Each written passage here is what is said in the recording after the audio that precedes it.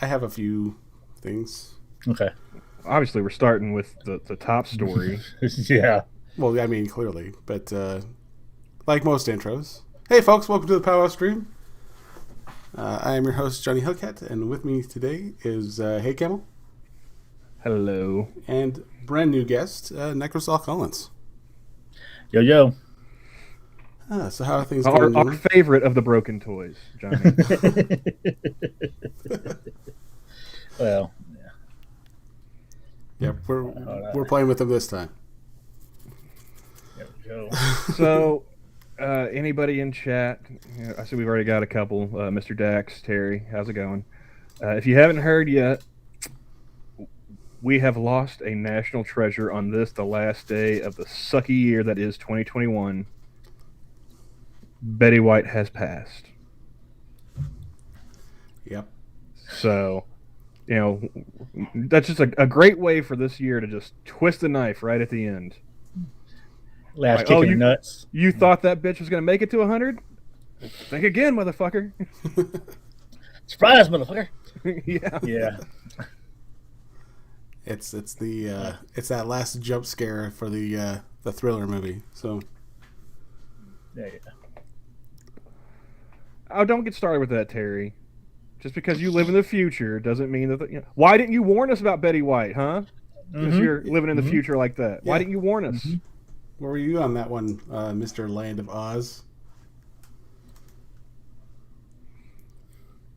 I don't think we fucking jinxed it. I think the people that because she was gonna have like a one night show released in cinemas called Betty White 100 Years Young. That probably should have been like the tip off that she probably ain't gonna make it. She already did the People's Magazine article about her turning 100, and it's already been published. Yeah, my girlfriend has it on the coffee table. I was like, oh, that's not a good sign. Someone was talking shit, and someone let it know that they're not in charge. Oh man. Well, I mean, it's also fitting we have Necro here because aren't you the one that always, whenever someone says, "Hey, it's my birthday" on Twitter, posts the cartoon of the Reaper with the abacus? Yes, I am. Yeah, you should. Yeah, he decided to get a jump on that one. You should get one where him just throwing it away. Like hashtag Betty White. It's like it's Betty White's birthday. Oh nope, don't need this anymore. That's wrong. That's so wrong. I think we can all. I don't know if we can all agree, but I'm fairly confident. If Betty were here, she'd laugh at these jokes. Oh yeah. Yes. Oh yeah. If not, she would return fire.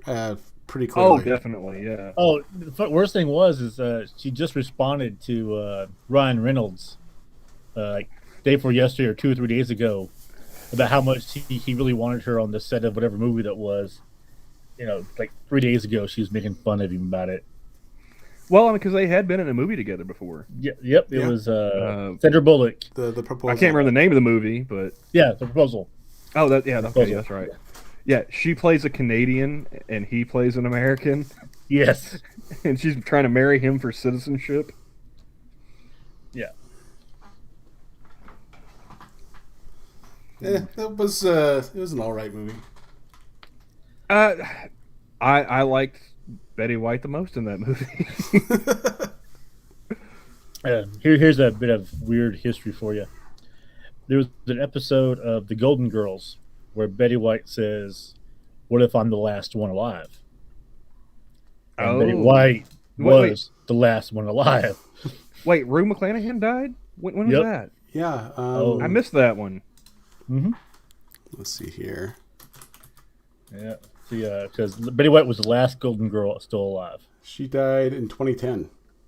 Oh wow, that was a while. Well, I wasn't nearly as online as I am now, so yeah, I missed that one. Rue McClanahan was actually from Tulsa. Really? Tulsa or Oklahoma City? I think Tulsa. Yeah. I think Tulsa. Yeah. The slutty Golden Girl. She's an Okie. Well, I'm a Texan, and I did spend my summers in Oklahoma around Wright City and Tom and Broken Bow and Idabel. Oh, Little Dixie, yeah. Yeah, yeah. I gotta say, as I'm looking at old pictures, B. Arthur was not a bad looking gal when she was Nope. younger. Nope. I'm sorry, what, Johnny? B. Arthur was not a bad looking gal when she was younger. Do you mean Betty White?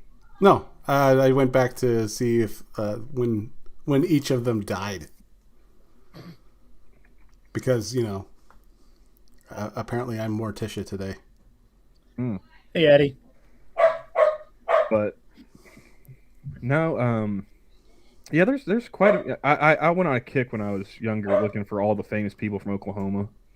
Like Femputer. Necro, since you spent time in Little Dixie growing up, have you ever seen the movie Leaves of Grass with Edward Norton? Oh, I don't think I have. Check that one out. It's actually pretty funny. He's playing twins, right? It was written and directed by Tim Blake Nelson. He's the guy from Oh Brother Art Thou, Yeah. Delmer. We thought you was a toad. But also, yeah. Tim Blake Nelson is also from Tulsa, and he wrote that and directed it. Unfortunately, they shot it in Louisiana, which bummed me out when I found out about that. But it's down around like Idabel and whatnot. Like they've got Totapokes, and Edward Norton, one of the brothers, is like a classics professor at like Brown University, and he comes back because he's heard that his twin brother, has died, and his twin brother is like a backwoods pot grower. He's growing super weed, like hydroponics and everything. That never happens down where I was from. Oh no, never. Of course, perish the thought. But let's see. Estelle Getty died in 2008, followed by B. Arthur in 2009. Oh, so they went like in quick succession until Betty broke the chain, huh? Yeah. She took them out one by one. There can be only Highlander edition. Oh man. Oh yeah. I grew up watching like reruns and stuff of Golden Girls. That was one of that and MASH were like two of my favorite shows as a kid. Oh yeah, MASH was funny when I was growing up. It was even funnier when I got out of the military. It was hilarious. Now, probably here's the question I always ask people whenever they say they enjoy MASH. Were you more of a Trapper John or a Honeycutt guy? Ooh, see, I like the original. That's a good question because each of them had their own unique. You had the side whore with Hawkeye or the family man that was Honeycutt. Ooh. See, I like Trapper question. John, but for me it was Honeycutt because he always seemed more laid back and just kind of amused by it all. Yeah. Yeah. And I would always see more of the Honeycutt episodes on reruns, like because when I would be in like daycare after school or whatever, like waiting for mom to get off work, they would play TV Land. Yep. Like the one TV that was in like the common area, it was TV Land. So I got to watch MASH and like Happy Days and stuff like that. Oh yeah. I watched it late at night. I watched Dick Van Dyke and Gilligan's Island and all the old TV shows. Yeah, I think back in the day they used to have that on. I think it was USA. They used to play it before the cartoons, or at least around that time. It was, being that it was kidhood. I'm not exactly sure. I can't tell you with specifications. What channel it was on, but no, it was usually our morning routine consisted of mom's shows, dad's shows, cartoons, and then we went to school. And then sprinkle the news in here and there. Mr. Yes asked a very topical question. He says, What's your New Year's resolution? Uh, Uh, I will continue in the tradition I've had for going on well over a decade now. My New Year's resolution is to not make any New Year's resolutions Yep, because you already failed. that shit does not last past like the first week of January. mine is to live longer than Betty White. Oh, I already won. Ow. Too soon, man. Too soon. The body isn't even cold yet, Johnny. My God. Dude, Dale. I'll be honest, mine's probably be able to walk by the end of the year. I guess y'all don't know. I'm probably going to have surgery coming up next couple months. Oh, what Okay. you got going on? Oh, I broke a vertebrae in 2 spots when I was in the Army. Ouch. Oh, Joey. Yeah, yes, it's fine. I try to take as good of care of my back as I can because I never had anything broken in it, thank God. I did have a strained thoracic muscle once, Mm. and I was laid up for a week. I could barely move. I was shuffling around like a 90-year-old man just trying to get to the bathroom on time. So I can't imagine what like a broken vertebrae feels like. My God. Oof. Oh yeah. Oh, it's not, it was bad when it first happened, and it was okay, and then as I get older, yes, I'm old. I'm old as monkey is, so it's fine. So this was from a while ago then. 2002. Oh yeah. Okay, gotcha. Yeah. I got out in 2002. So I don't. But yeah, it's just a matter of time before it's gonna go out on me. So it's just a matter of them just trying to fix what they broke already. Now is this something that happened like on deployment, training? I was actually deployed at the time, Oh man.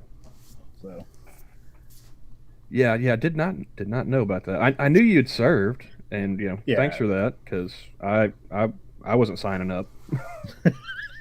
Actually, I joined in '96 before everything happened. Oh, so you're like, oh man, summertime, the living is easy. I'm going to join the army, see the world, meet new people. And it's like, oh shit, now I got to kill them. Okay. Actually, I joined for all the wrong reasons, but ended up being the best decision of my life. I mean, the older I get, the more I wish I'd went ahead and pulled the trigger on that decision. It was just the timing of it all. Like, the recruiters were trying to get at me in high school, and this was like 2006. So everything was blowing up, literally. Literally, I was like, Every day there was a new news story about a car bomb or something going off in Iraq. I was like, yep. I don't know if college money's worth it. Well, And also like just from like the political leadership, I was like, I don't trust these motherfuckers. Like they're not trying to get this done and dusted. They're gonna let it go on forever.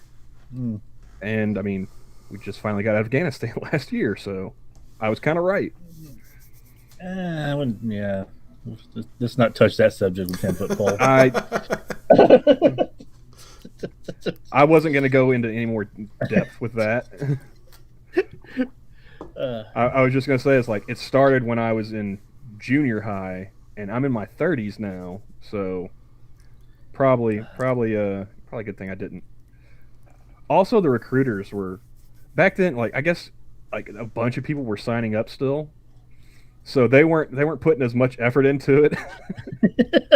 Well, they're meeting their quota. I mean, yeah, they were hitting their quota. So like, hey man, you want to join? Sign the dotted line. If not, get the fuck out of my office. You know. yeah.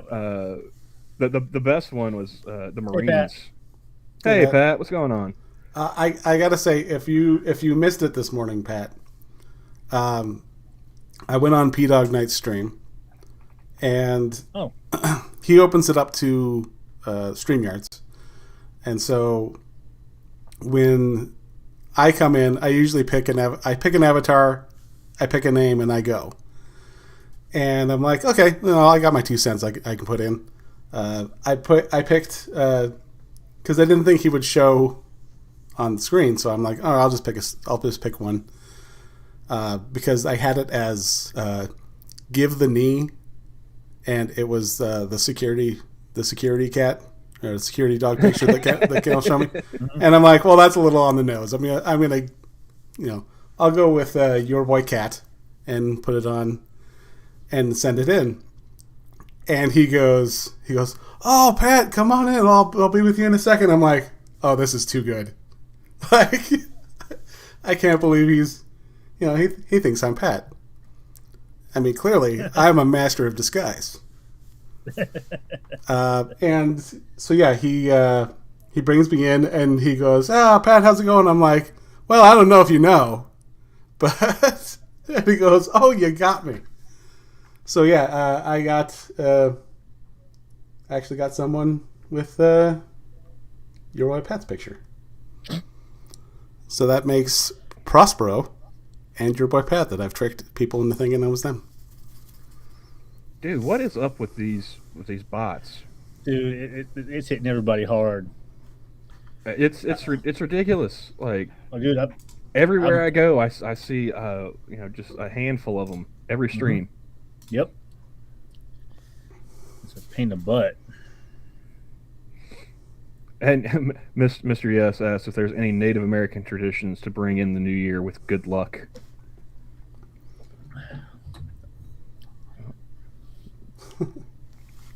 I don't take that seriously. What I said. See, I'm from the South. So disclaimer: we do not speak for all natives. I don't even speak for my own damn tribe. So, yeah. Yeah, I'm from the South. We get greens, cabbage, and black-eyed peas, and hog jaw. So, I mean, my family, we never. I mean, aside from staying up till midnight to say Happy New Year, maybe have a drink or two, depending on how old you were at the time.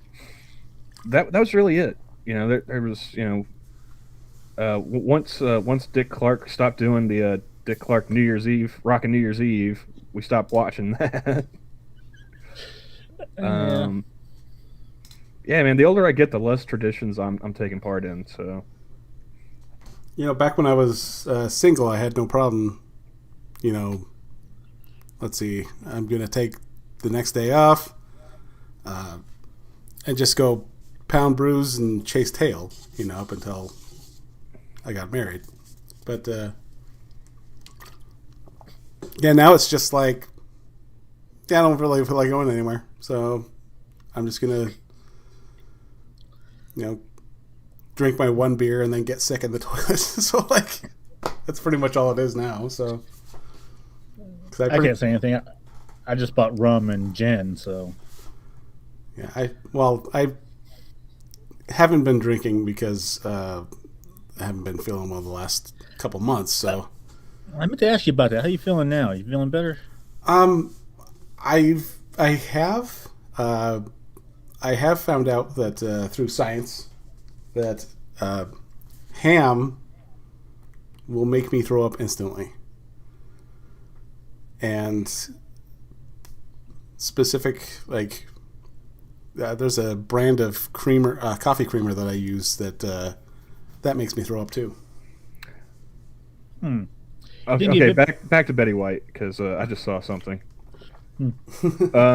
If you are saddened, hurt, whatever you're feeling, go tell Undead Scribe about it on Twitter, because that motherfucker's responsible. December 29th, 2021. Rip Betty White. She ain't dead, but for when she dies, because I know it's coming up. Damn. And then he posts, she didn't avoid me. And then 1 minute ago, okay, please don't kill me. That's right, folks. Send your hate mail to @UndeadScribe on Twitter. He deserves it. Or @LivingScribe. It's the same person. Yes, it is. Yeah. Don't let his alt account and get away with it. If he blocks you on one, you got the other. You're good to go. Worst case scenario, reach out to Panda NVIDIA. They'll help you out too. or Mike Headley. He'll get a message to Poe. Because Or that's the Smokey. reason why that's the reason why I saw it, was because Mike, he said, Poe, you're absolutely trash, and I hope the next time you have sexual intercourse you get HIV. Damn. Oh, of man. course, somebody had to do the Death Note fucking gifts. Damn it. It was a We matter. get all the good stuff. It was a matter of time. Yeah. No, coffee is actually gross.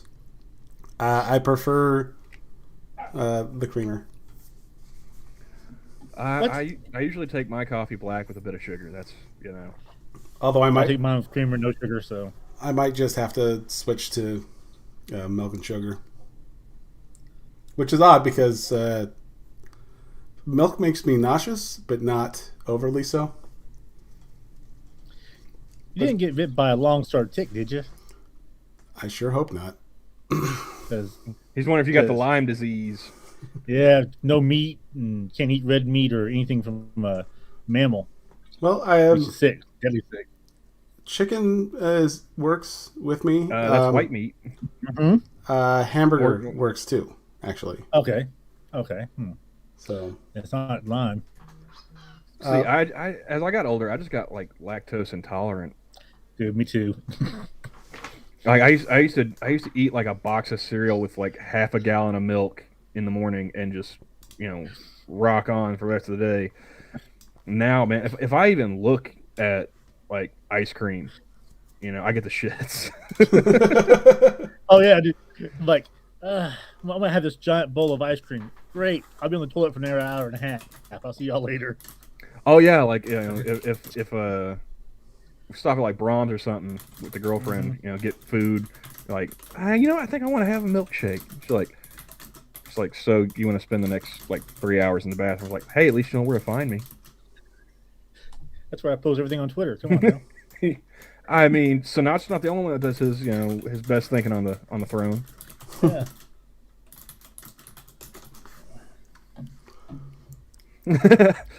Random says lactose intolerance is nature's way of telling you live too long. Stop it. Pretty much. between lactose intolerance and peanut allergies. I'm lucky there. I don't have that. Yeah, man. I mean, I couldn't imagine not being able to, you know, have a peanut butter and jelly sandwich. See, I can't have peanut butter. I can eat peanuts, but I can't have peanut butter. Oh, well, that's Peanut odd. butter, something in the peanut butter people make gives me migraines. It's some type of the oil additive that gives me a migraine. So you'd probably have to be like a almond butter type. I don't know. I don't want to risk it. I use Nutella. It's chocolate. It's just the chocolate, yeah. It's chocolate. Screw it. Chocolate hazelnut. It's fine. No, no, pretty much. I didn't have anything like super planned. Well, I did.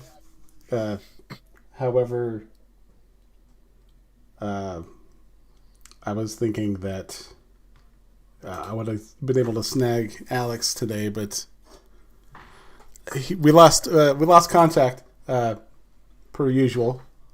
And then, yeah, he started streaming about a half hour before I did. Well, he had an engagement prior. Then he opens it up later on. That's what happened. Yeah, that's he typically, yeah. He let me know there was something going on. So Yeah. it's not like he ghosted us or anything, but Yeah. no, it's it was funny because and we're gonna be doing that tomorrow, right? You talking to me? Yes. Yeah. Okay. It's got to pin down a time. Okay. Yeah, if you were also available tomorrow, Negro, for a delightful stream. Unfortunately, tomorrow the missus is going to want me to do something with her. Okay. How many people do we want in on this? Because we already got two Oh, confirmed. actually, we have 3 confirmed. Okay. I have Skip. This is going to be interesting. Well, I figure with one of the people involved, he's not confirmed. He's thinking. He's probably sussed out what's going on. He's hesitant. Whether or not he wants to. But yeah, I asked Prospero. She is unavailable this weekend, and I think it's because it's bowl weekend. So she is going to be previously distracted. Shit! I need to check something real fast. I just thought about that. And they're moving, so that's kind of they're dealing with that still. Intervention. When is that happening? Oh, it's not that generous. It's much worse. Okay. No, we're starting to bring back the torture streams, so that's going to be. Oh dear Lord! Now, I'm not sad that I have other things to do now. now that schedules are starting to clear, we can get back into. Hopefully, get back into doing those again, because the backlog is piling up. There is plenty to review. Okay, Johnny, we're gonna have to do that later in the afternoon. For which one? Tomorrow. Tomorrow? Okay. Yeah, the Fiesta Bowl kicks off at 11 a.m. Wait. Oklahoma State is playing Notre Dame in the Fiesta Bowl. Oh yeah, Ooh. we can't. Ooh. Okay. Yeah, I'll let. I probably won't be sitting there watching it on TV, but I'll be listening on the radio to keep the superstition going. Yeah. You're like me. If you watch a game, your team loses. Absolutely, without fail. I'm the same way. I made the mistake of earlier this year. I watched the Iowa State game, and they end up losing at Iowa State, which reminded me like the last time they were was it 10 years ago, 2011. That was the one game they lost all year was Iowa State, and I watched that one too. I'm a Texans fan, and I was in the stadium the day that Rosenfeld did the Rosencopter, and they lost against Indiana when they were up by 3 touchdowns, and they ended up losing to the Indiana at the last minute. Yeah, I was in the field. I was actually in the stadium when that happened, so I never watched the game after that. Yeah, well, see, I made the mistake also of watching the Big 12 championship game this year. Ooh. Oh man, heartbreaking! Last play, maybe a foot away from winning the game. Yeah. No, there was one game that has always stuck with me, and it was the end of, and this is like, I'd say a good 10, 11 years back. It was Texas Tech and I think Texas A&M or Tennessee. I can't remember. I can't remember the teams, but I just remember the situation. It's a big difference there, sir, between Texas A&M and Tennessee. Well, You go. I don't pay attention to this shit, so all I remember is the situation in which one of the teams had scored a touchdown, and everyone had stood and got ready to rush the field because they were going to win. There was like 1 minute left in the quarter, and there's no way they're going to get through this. And they got the kickoff. Of course, it was an onside. Everyone started doing the lateral. Then the guy got tackled. And then I'm like, okay, last play. I am really hoping that they make this run. I didn't even give a shit who was playing. I just wanted the disappointment that everyone on the sideline has just been like, they're like, oh, we're going to rush the field. We're going to taunt everyone. It's going to be great. And I'm like, take that away from them, please. like that is the only thing I want from this game. But no, they ended up forcing a fumble, and they ended up losing. And I'm like, well, whatever. There's one game that sticks out to me of like the quintessential don't count your chickens, and that's it was LSU and Kentucky. Yep. And this was mid 2000s because Jamarcus Russell was the quarterback for LSU. And Kentucky, they were up. They I think they had scored a field goal or something to put them ahead, and it was like, almost inconceivable, right? So little time left on the clock. They had like enough time for one Hail Mary or whatever. And they went ahead and dumped the Gatorade on the Kentucky coach. And then Jamarcus Russell just launches a rocket to the end zone. Yeah, I felt bad for Kentucky. I was like, but that's kind of what you guys get, Yeah, no. Any given Sunday, right? That's like that whole, dump the ball before you cross the end zone line. So just gonna spike the ball here and call it good, and you're like, oh, but you completely fucked up. See, I'm wondering how the defense is going to play tomorrow, because like they had a great defense this year, like number 2 in the nation, OSU did, and their defensive coordinator he took a better offer from Ohio State, so he's going from one OSU to another. And yeah, unfortunately, that's the way it goes these days. OSU or Oklahoma State didn't have enough money to keep him, and Ohio State's a more prestigious job posting. But apparently, I guess like Oklahoma the other night was playing Oregon, and they just beat the pants off of the Ducks. Like I saw, like one of the scores is like 30-3, and it was like the second quarter, like going into halftime or something like that. It's like, wow, okay. Kind of makes you wonder. It's like, why not just go ahead and bring Bob Stoops back?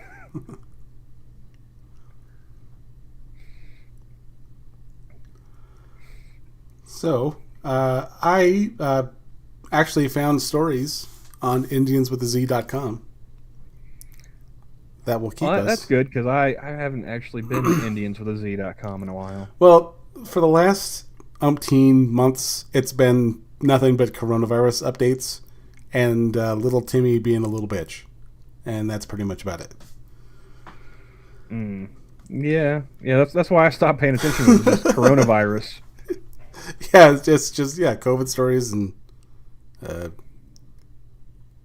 not even really like interesting COVID stories. Like, it's just, this is how many people got sick. Okay, anyone die? 1? Okay. Here you go. But this one actually,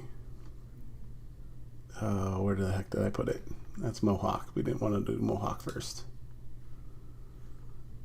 That's Michigan. That's the main page. One of my light bulbs was strobing out on me. About gave me a seizure. So.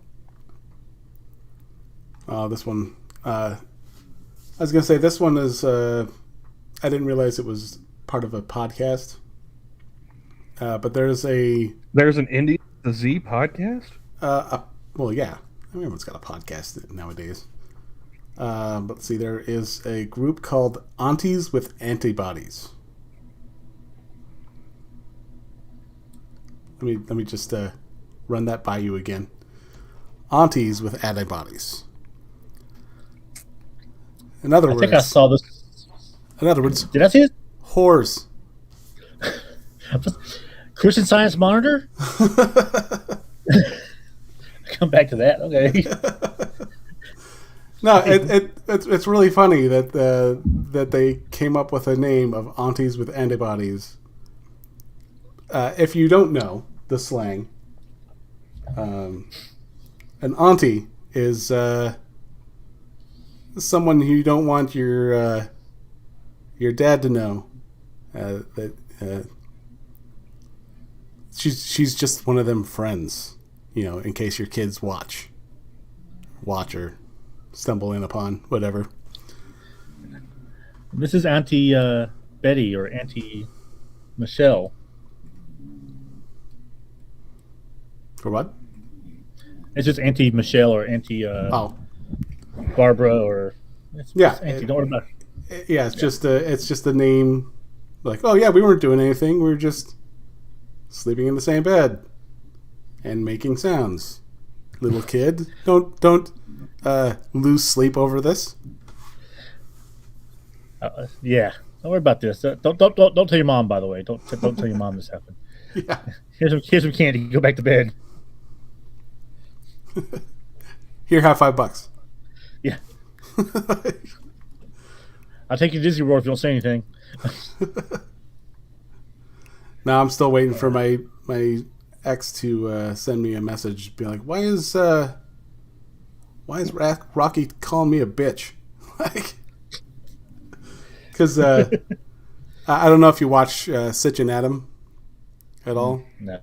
Well, they have a clip show that they have, and they were talking about Hassan Piker.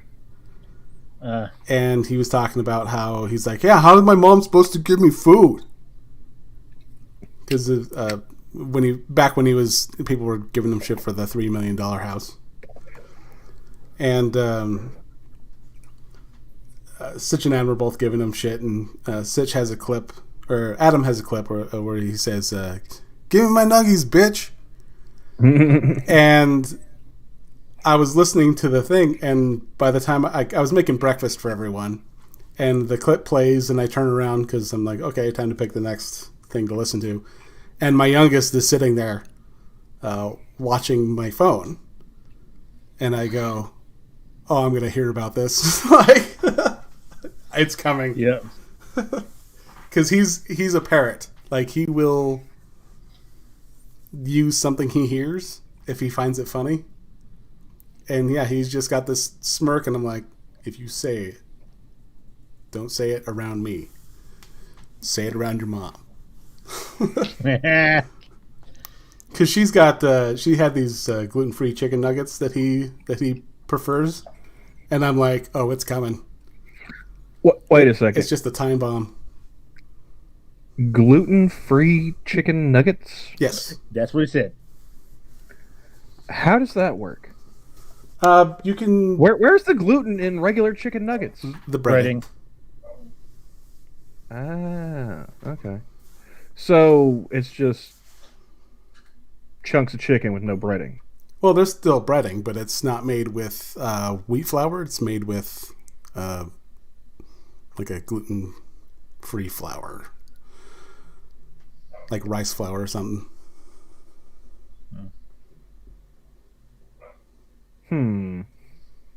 Well.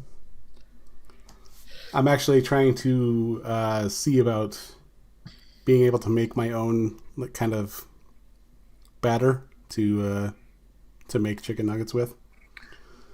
I've not actually run into any people like IRL that have a gluten allergies or anything like that, but I so wish I would just once. You know, so that way if we got into an argument with each other, be like, I could just tell them to shut up. It's like, I could kill you with a breadstick. All right, I win. Well, it's not that severe of an allergy. It just really fucks with their stomach. Yeah. But yeah, find someone who's diabetic, type 1, and chances are you will stumble upon someone who has a gluten allergy. Yeah, see, down here it's all fat asses that are type 2, so it's the sugar, I've only known one person in my life that had two, that had a gluten allergy. Only two. So. Okay, so By the way, going to any restaurant with them was a pain in the ass. Like, hey, let's go out to eat. Okay, we want to go. Just remember, we can't go anywhere that has a lot of gluten. So anywhere. Yeah, pretty much. Well, fortunately, the restaurant that I used to work at, they have a gluten-free menu, and he's pretty particular about what he eats. So as long as they keep the menu the same, like he's just like burger and sweet potato fries, and call it good. All right, sounds good. And that's usually what he has. So yeah, it's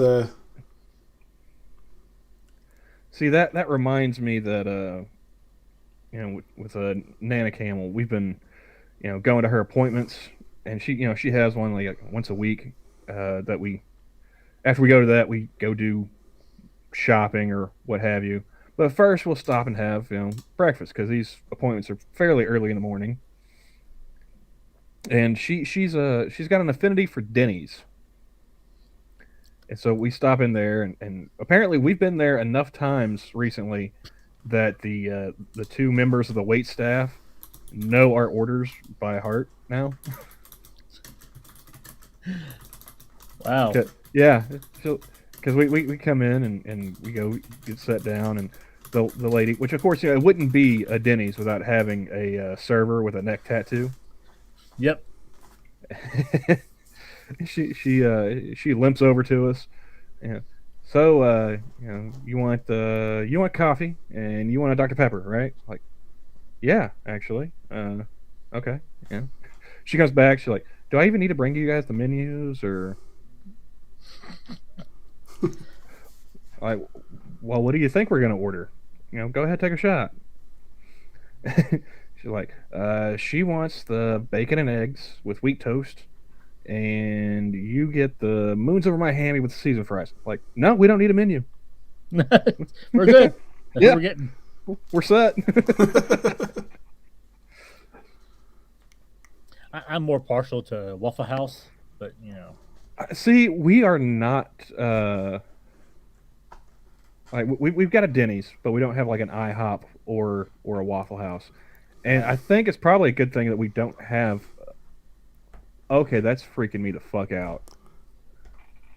The light bulb that was flickering, I went ahead and unscrewed it from the outlet. It's still flickering, sitting here on my computer desk. that is yeah. LED. No, I don't think so.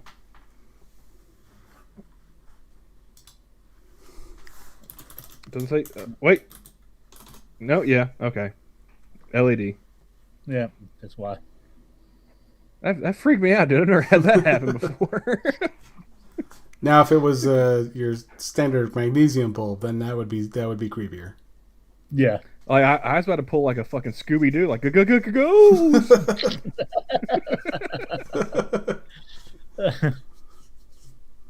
Yeah, my wife. How did Camel get here in 20 minutes? Like from Oklahoma? just a silhouette of my body crashing through. Just a line of just snow, dust from the trail.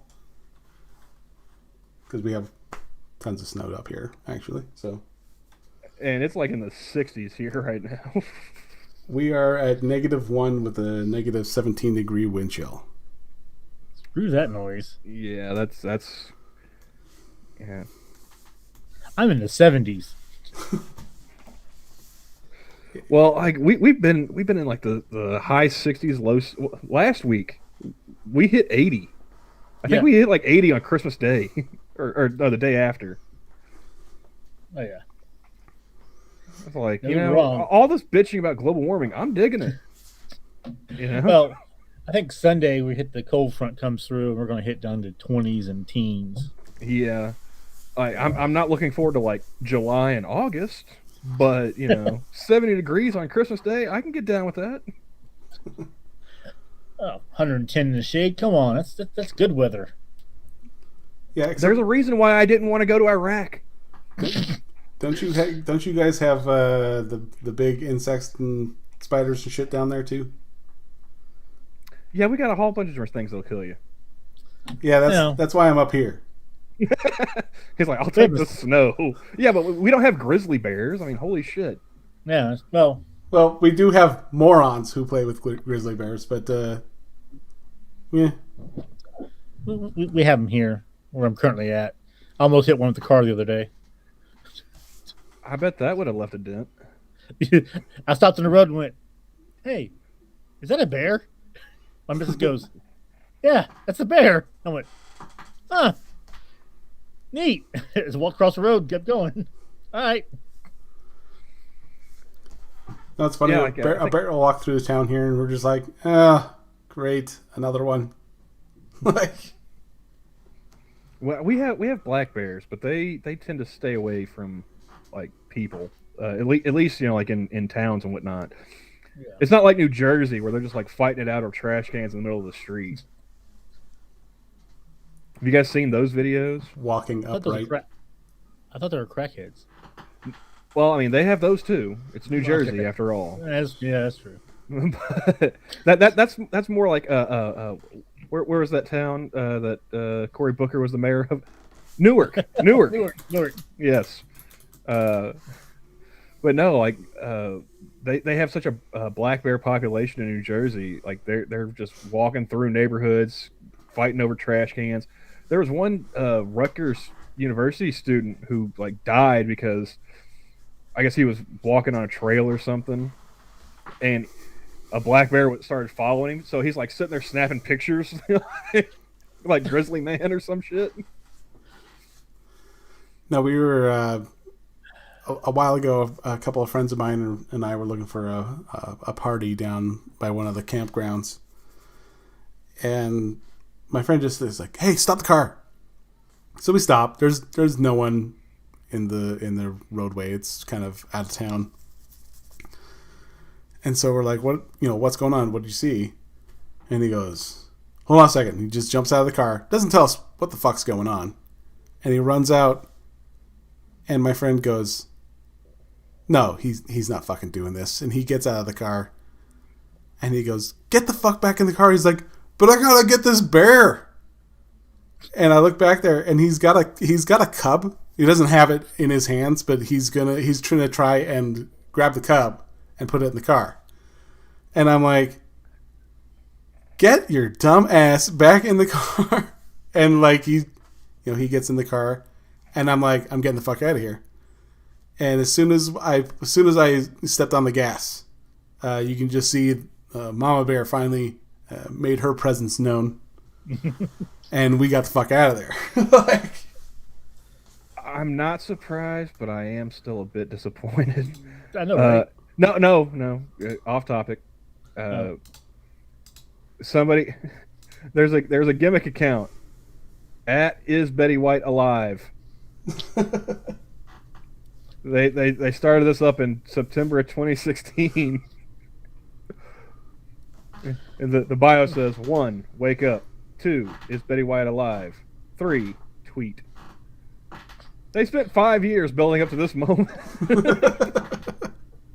My life is equal to this.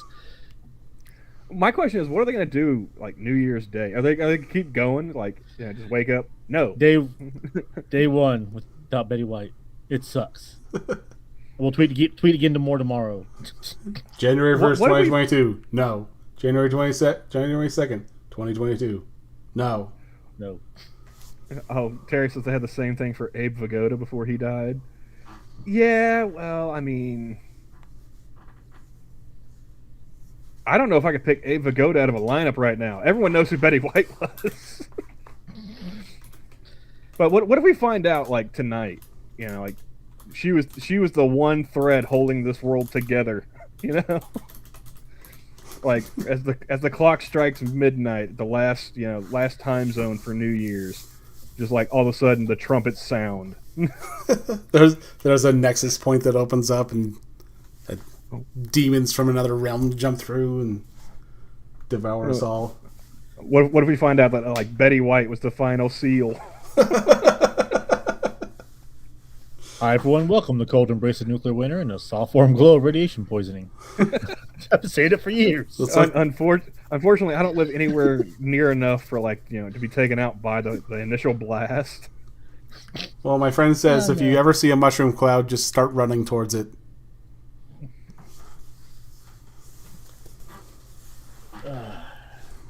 Because you're not going to make it any other way. I mean, as terrifying as that would be, I would still get a laugh. Like I said, middle of the night, the last time zone to celebrate New Year's, and all of a sudden, just trumpets start blasting. 5, 4, 3, 2.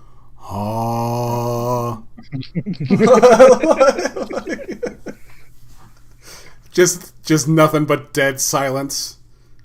Yeah. And then in the background, you just hear like the sound of All of a sudden, you just hear horse hooves. Yeah, horse. I was gonna say. Ah. Cue Johnny Cash in the background, and we're fucked. I was gonna go with Motorhead. Well, that would be at least partially enjoyable. So, Yeah. Well, again, Supernatural fan, so have that one Motorhead song playing.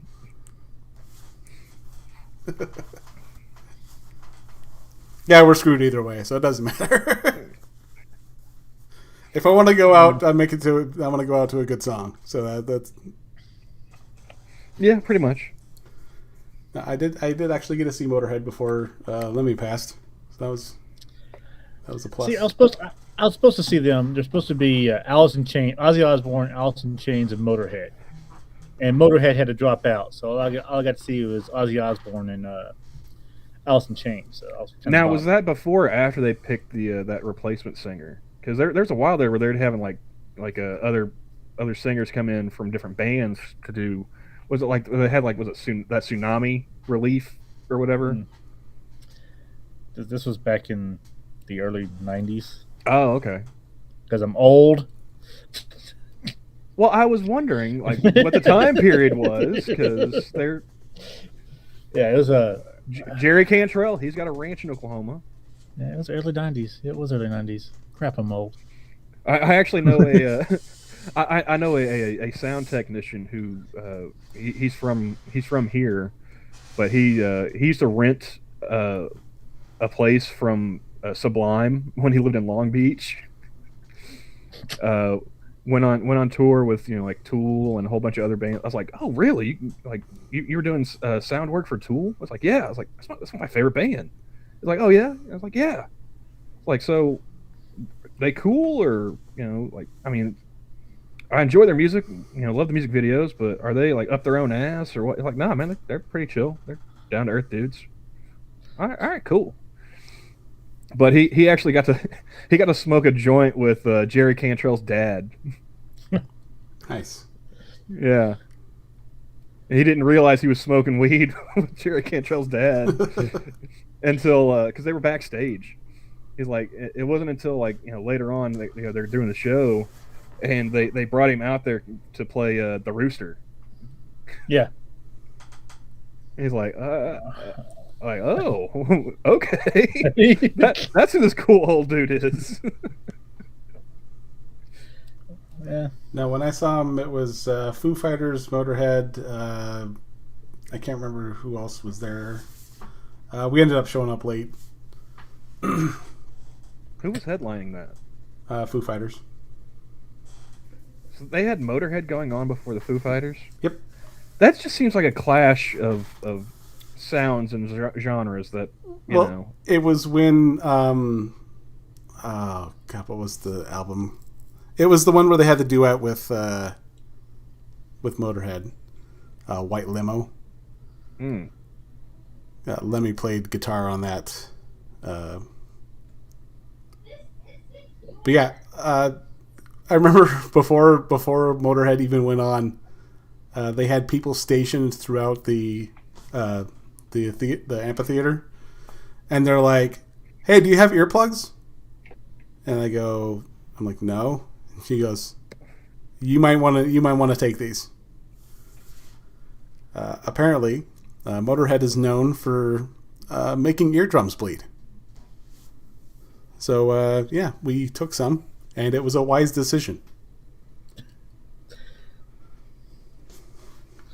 Oh yeah. Foogie's. Hey y'all, what I miss? Nothing.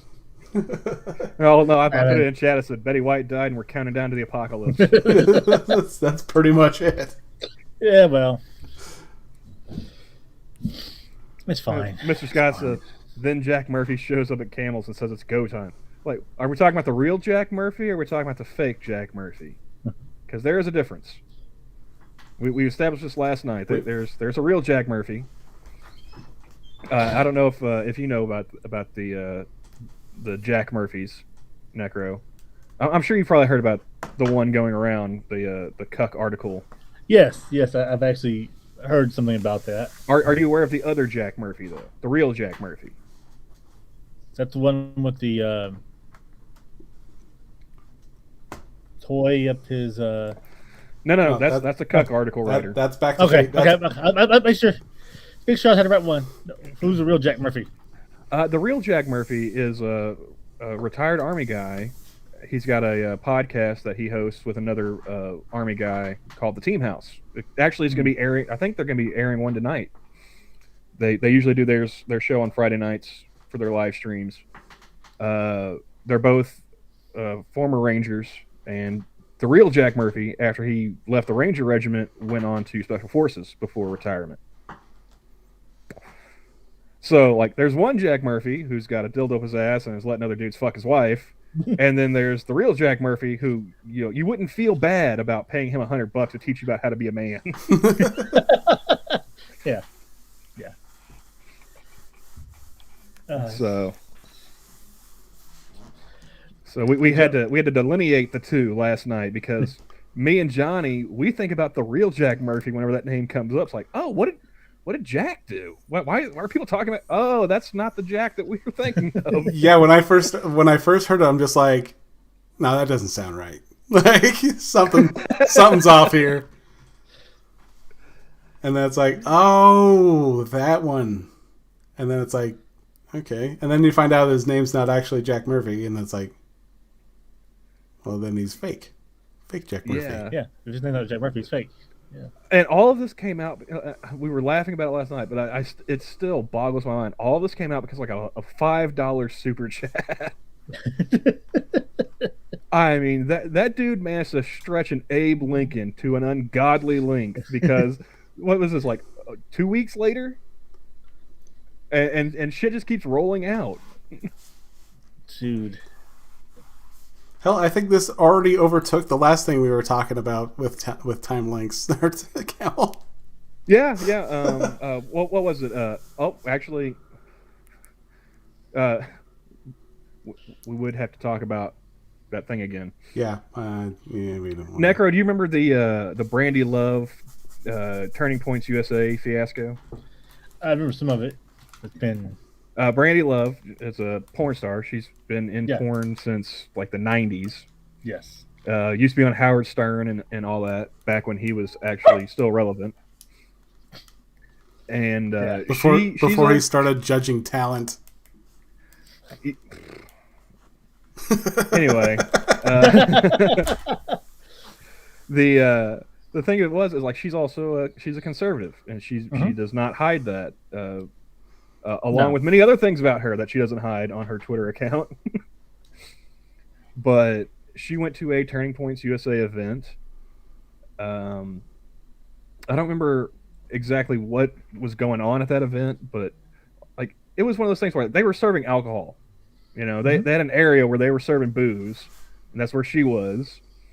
And somebody, found out that she was there, and I guess went and tattletaled to somebody in authority, and they asked her to leave. They kicked her out after she had paid to be there and everything, and she spent like a couple of weeks, railing about them and people arguing back and forth. Like Lauren Chin made a video about it. That's where I know it. Yeah.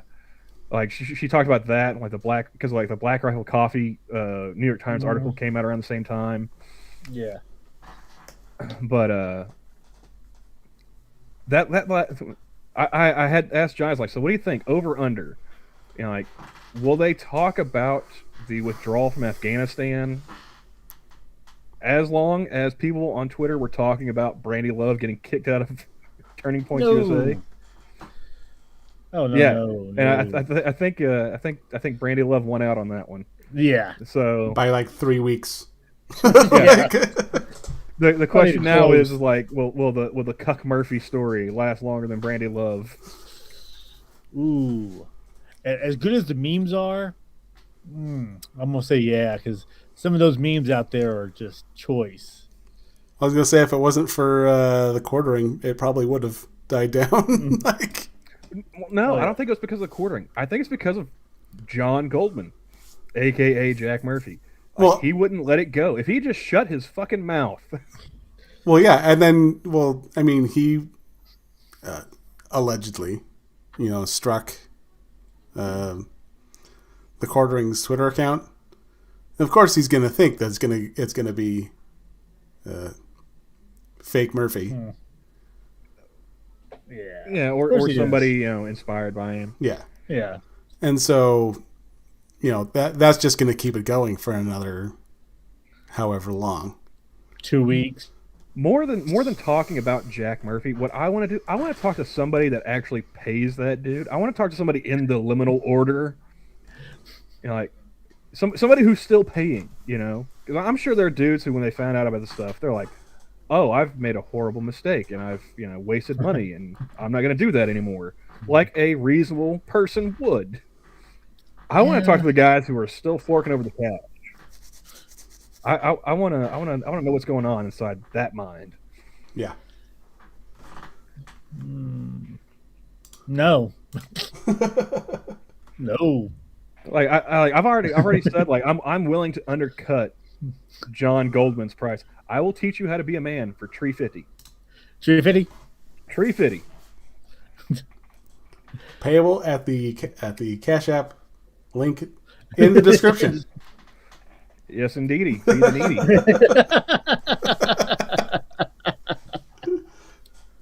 Oh well. I think rule number one of like the Camel's Guide to Being a Man: don't let other people fuck your girlfriend. Is that rule 1 or is that rule 2? Well, I mean, rule 1, I guess, should be payment up front and on time. Yep. And rule 2 is don't let people fuck your girlfriend. And rule 3, I guess, would be if you're gonna let people fuck your girlfriend, don't write a fucking article about it and put it on the internet. Yeah, no. Like, I'm not gonna kink shame you if that's what you're into, but don't tell people about it. Keep that shit to yourself. I think we need, that's one of those things like Game of Thrones had, right? We need to bring back shame. Yes. And I admit there's no shame in my game, but the rest of you fuckers, you probably could use a healthy dose every now and then. Yeah, just a little bit of, yeah, you're an idiot. Stop it. I'm not giving that any money, Mr. Scott. I was thinking, how big of a ripoff do you think it would be for me to start a GoFundMe through my Facebook to be like, I need $100 to learn how to be a man, just to see who would be willing enough to give it to me. I don't know, man. Anybody that knows it, they're like, you got a wife and 2 kids. Aren't you a little late to the game? That'd be my first question. But unfortunately, yeah, exactly, Kyler. A lot of this stuff, it's very basic. Meet your obligations, take care of your loved ones. That's really all you got to do. And the same thing goes for women. Mm-hmm. Really, it's just being an adult, regardless of your sex or gender or what have you. Meet your obligations, take care of the people that you love. That's it. That's all you got to do. Keep your emotions in check. Don't let your emotions control you. Control your emotions. And if well, that would be like being a man. Like, we can't apply that to women, obviously. And if the one you love wants to run out and sleep with bang Matt from Tinder, Jarbo on Twitter, if you're okay, well, I'll say no. Not if you have any kind of doubt that that's going to be a thing, boot their ass out the door. Change the locks when they get back. And leave a little STD tester kit for him on the on the doorstep. Yeah. So, you know, when it comes to the whole sex angle, like I'm not gonna, I'm not gonna give the guy too much shit because, like I said, everyone's got their kinks and whatnot. If that's what blows your hair back, and I realize the man's bald, but it's a phrase. Yeah. Let's not get literal. If that's what blows your beard back, more power to you. But I don't need to fucking know about it. All right. But there's some things that you should just keep behind closed doors, and who you're fucking, that's one of them, right? Yeah. That's why I don't support the gay pride parades. I don't need to see that shit out in public. I don't want to see a straight couple kissing or grinding up on each other or what have you. I don't want to see it from the gays either. now it was funny. We were leaving when the town I grew up in. We were leaving.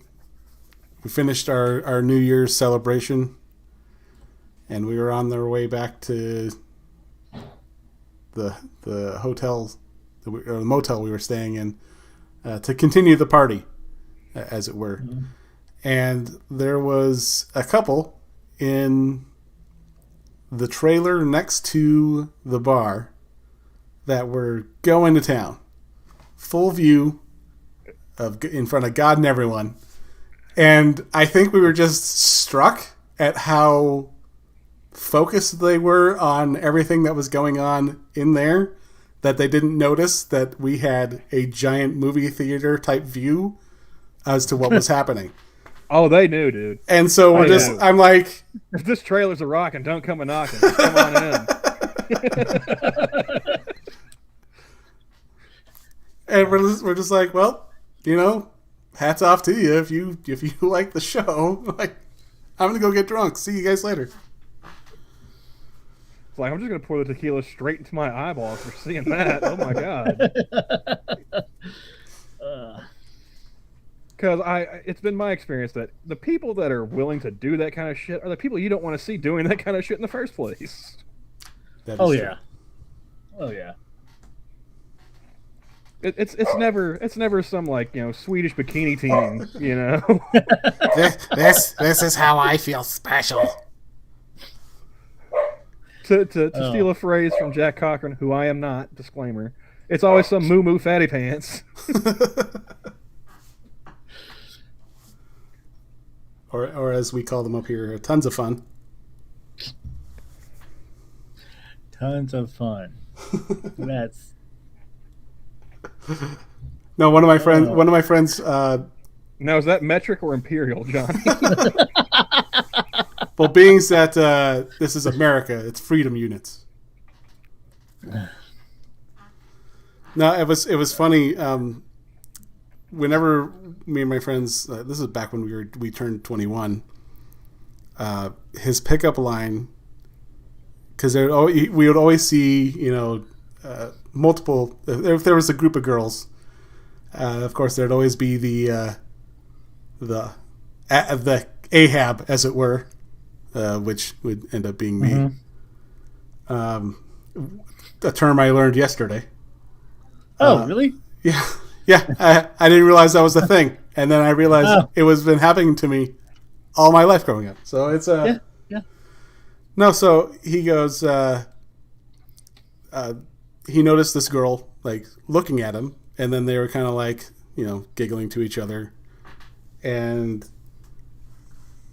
she would glare at him, and we passed each other in the mall a few times, and he finally just goes, "Hey, tons of fun. Who's your friend?" And she just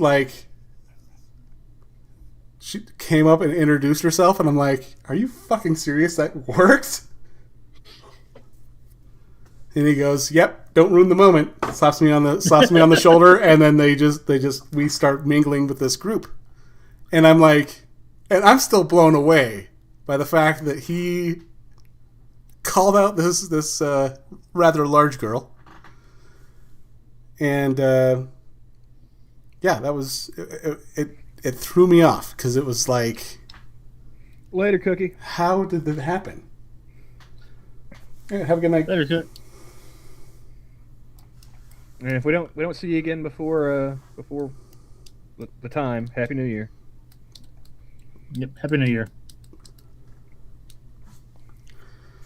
Oh. You know, I should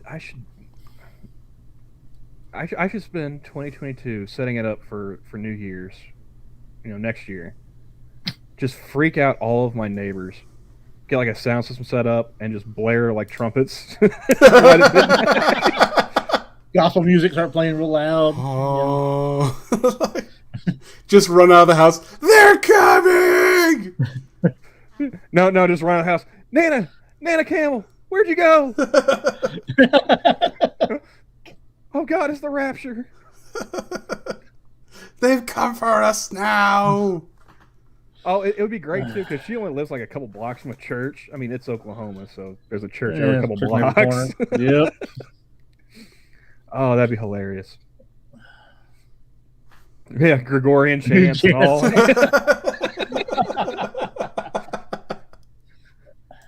Get some of that like Damien Omen music. Oh. Rectus Dominus.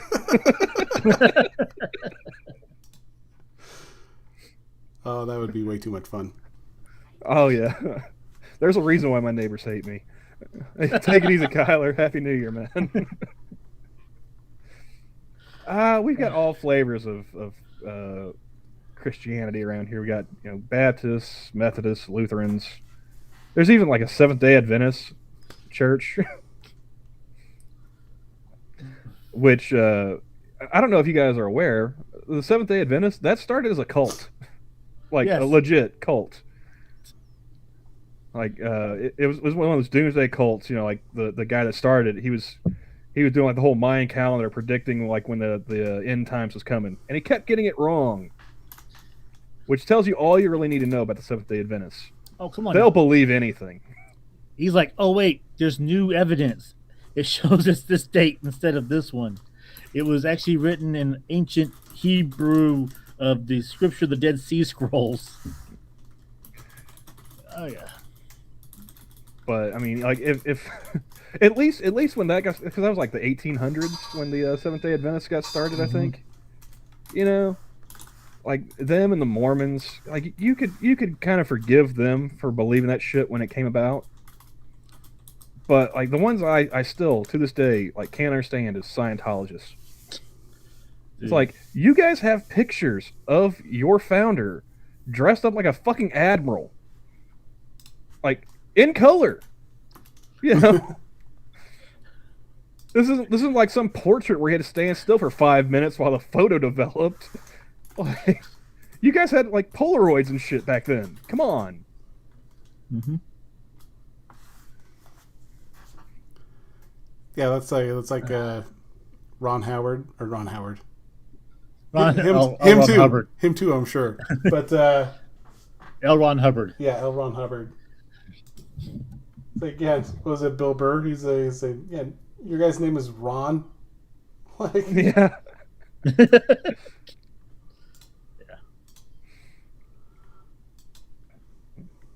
So, but yeah, I think that would be my one New Year's resolution is to get everything in order for New Year's 2022, just so I can fuck with the neighbors. Yeah. Just or you can get the death robes and just stand at the neighbor's yard and just look at your watch. just point at the watch, point at the house. TikTok, motherfuckers. Go ahead and get some stone tablets. Sit there. I bring you these 15. 10 commandments. History of the World Part 1. Oh, God. Oh, wait. We still got Mel Brooks. Yes. We still got Mel Brooks. So if you're down in the dumps about Betty White, we still got Mel for the time being.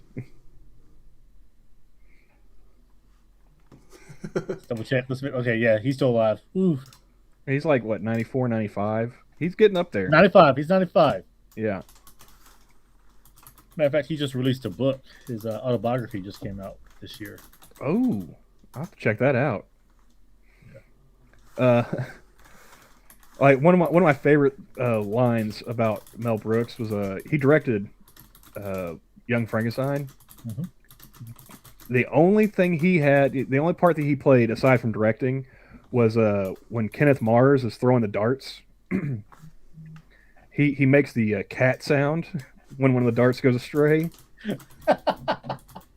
And the reason why he was not, that's the only movie that he made where he wasn't in, because Gene Wilder actually wrote the script for Young Frankenstein On a napkin. Yeah, and he would not let Mel Brooks be in the movie because, and I quote, he didn't take his comedy seriously enough. Yep. He'd let him direct it, but he wouldn't let him be in it. So I'd love to hear how that played out. I would not joke about Betty White dying, Foogie. That's just low. Nope, that's my thing. No. Like I almost had a heart attack the other day because Clint Eastwood was trending. It's like, oh no. And then like I'm sitting there just scrolling. I don't know if we were on stream or if I was just talking to somebody like in Discord or something. I was like, please tell me he's not dead. Please tell me he's not dead. Please tell me he's not dead. And like after like 2-3 minutes, I was just scrolling through like all the mentions. Like, well, I haven't seen anybody say like R.I.P. or like and I guess he's not dead. Why the fuck would you people do that? There should be a disclaimer, Twitter. I know, right? Yeah. Yeah, that's right. It was on Minions. I'm just gonna let Poe know right now to not say anything about Mel Brooks. I saw that. I retweeted it. Nope. You keep his name out your mouth, Poe. So who would be? So like Pat brought up Morgan Freeman. So on the Deadpool. Well, no, like they're the ones keeping the apocalypse at bay. So well, I mean, he was God. So Yeah. we got Mel Brooks, Morgan Freeman, William Shatner. William Shatner. Ooh, Shatner. He's pushing 100, isn't he? He's getting Let's there. find out. He's like in his early 90s, isn't he? Let's find out. I think he's 93. Well, he keeps getting fatter to keep the wrinkles and stuff at bay. So like it's hard to tell I know, right? just how old he is. William Shatner is currently 90.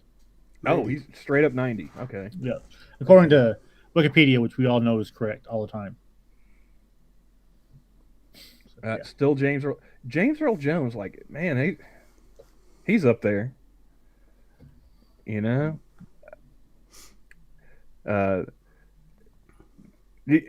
of you guys watched the live action remake of Lion King?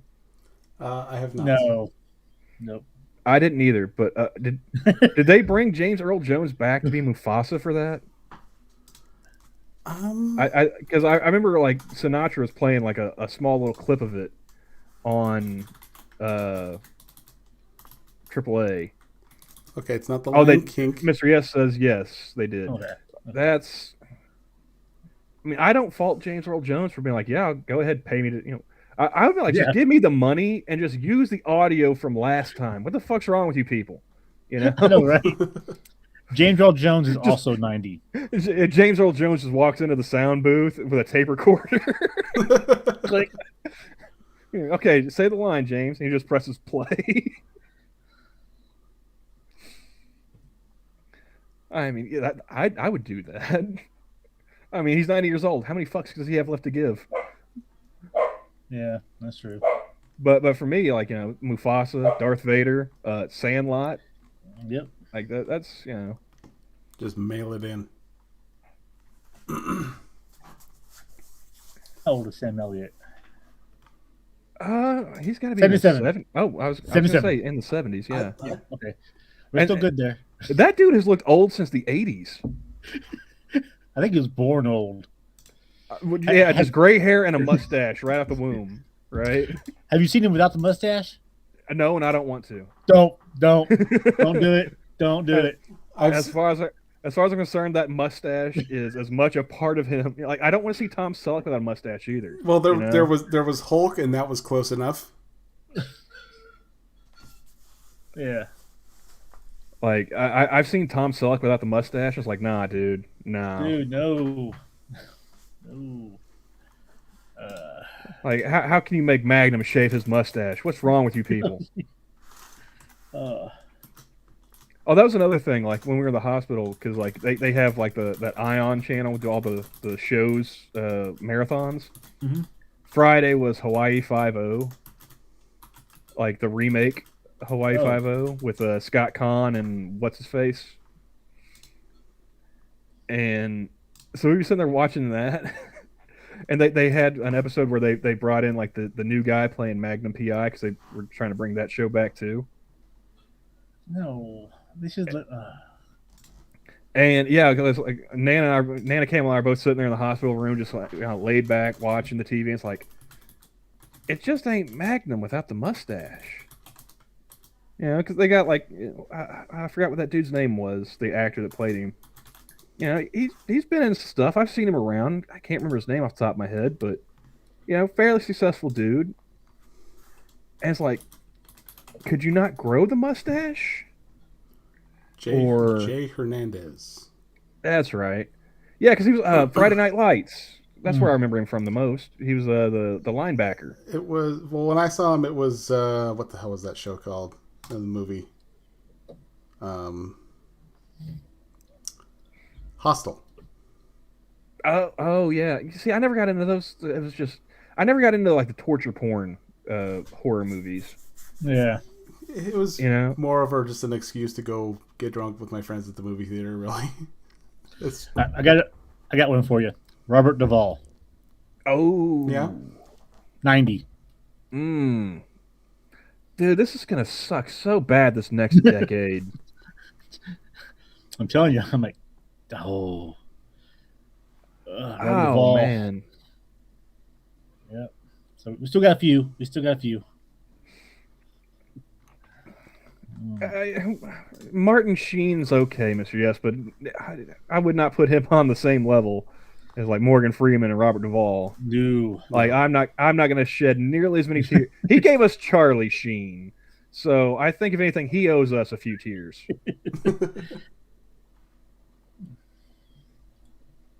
See that, attaboy, Terry. Willie Nelson. Oh, Gene Hackman. Ooh. So I Donald Sutherland. I tweeted out to Team YouTube when they're fixing the spam bot problem. Terry's reply is when Betty White asks them to. Oh. Damn. Yeah, Gene Hackman's 91. Holy crap. Yeah, he was in Young Frankenstein. He played the blind guy. Yep. I remember the first time I watched it, I was like, he looks familiar. You know, it's because I was like a little kid, and my dad said, yeah, it's Gene Hackman. I was like, wait a second, really? Go back. Yeah, he may have given us Emilio Estevez, but he still gave us Charlie Sheen, and this point still stands.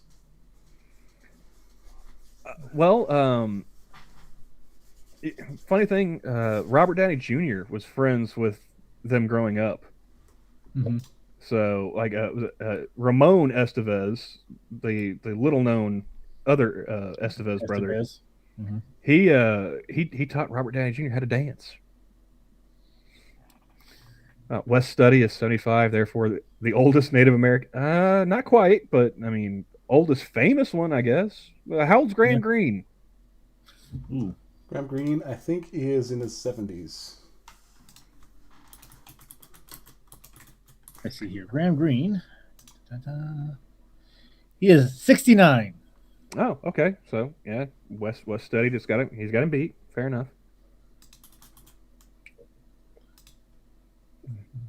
Who's the one that was in the commercials about littering? Oh, that was Iron Eyes Cody. Thank you. And he's Italian. He's not Indian. Really? Really? I actually met him one time.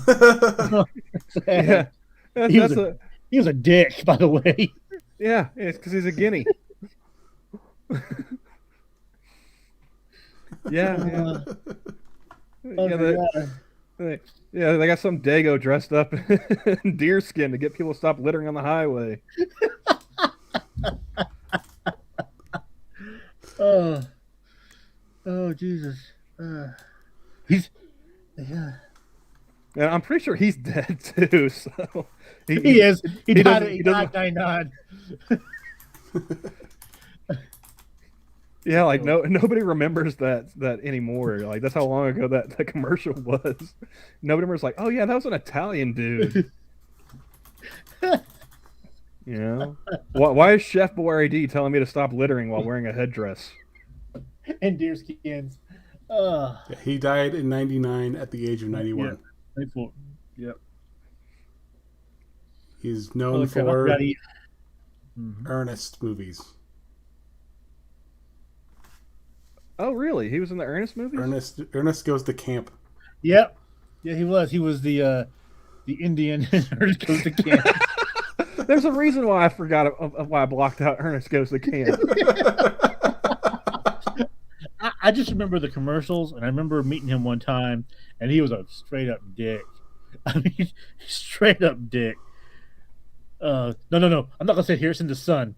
Over here. We're moving everything over here. I'm like, really? Yeah, he plays a lot of native characters. He does. I'm going through his IMDb page, and it is full. Like, I don't think there's one where he is not playing a native character. Okay, I don't know where did you find this? I really want to know. Listen to this, guys. Urine therapy. Drinking your own urine through your nose clears everything that is processed in your sinuses.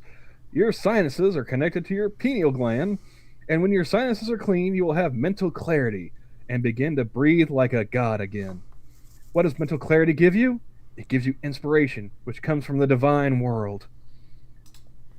Gives you a sinus infection. Necessary? As well as Is it necessary that I snort my own urine? No, but I do it anyway because it's sterile and I like the smell.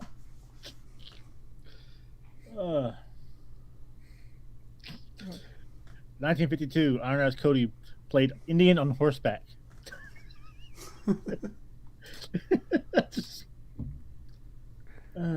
They fooled you guys with Lou Diamond Phillips. And Lou Diamond Phillips can also pass for his. What is he? He's Filipino. Yeah, that's what I was thinking. Yeah, well, I mean, hey, man, what was that one? What's the name of that one actress that James Cameron used to cast all the time? She was in Aliens and Terminator 2. Like, she played a Cuban, and she was a white lady. That's a good question. Not sure. But yeah, he is Filipino. We grandfathered him in a long time ago. Mr. Yes. we just went ahead, after the whole Iron Eyes Cody fiasco, we're like, yeah, we'll go ahead and take Lou. Well, might as well. Young Guns did it for you. Come on now. Y'all let him in after Young Guns. He's like, yeah, we're taking him after Young Guns. He is 1/8 Cherokee. Well, I mean, from his way more than Elizabeth Warren. From his dad, I guess. I mean, yeah. So, you know what sold it for me was Bats. That's when I fell in love with Lou Diamond Phillips. Like, yeah, that's a shitty movie, but I like it. You're cool. Mine was actually La Bamba. That was Mama Camel. She loved Lou Diamond Phillips after that. Nah.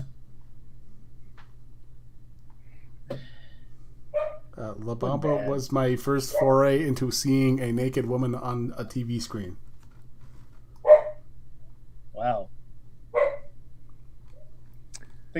I don't even remember the first time I saw a naked woman on TV.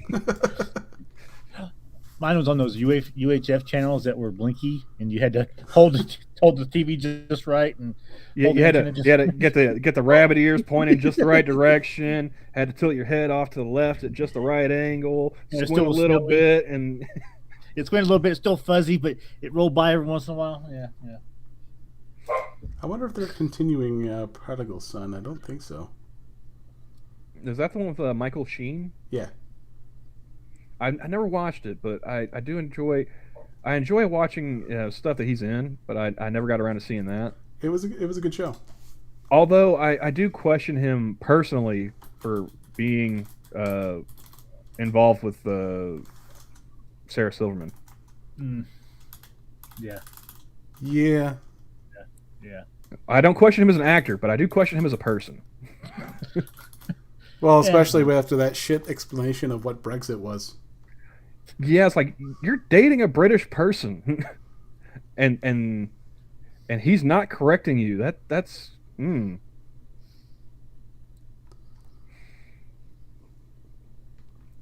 Let's see. No, I don't want to read about the Bible. We've already had enough apocalyptic bullshit coming on here. Oh, come on, Johnny. Let's just thumb through Revelations real fast. See if we're on the right track. I saw something on Twitter earlier today, and I had to laugh. This little kid got in the way of the Queen's Guard. Oh yeah, I saw smack Bear over. about that. Yeah. Ran smack over.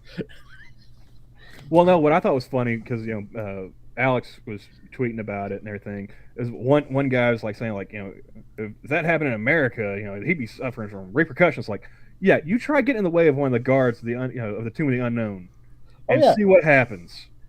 It's get behind the rope, get behind the rail. Yeah, see, like me and Mama Camel, we went to DC back in 2002 actually, and we got to see Arlington. We went saw the Vietnam War Memorial. Etched got an etching of one of the cousins who was lost, and saw all the monuments, saw the sites. Didn't get to go to the Library of Congress though because I was underage. You got to be 18 to get in there. Really? Yeah. But going to the when we were at Arlington, we saw the Tomb of the Unknowns, and they had the changing of the guard.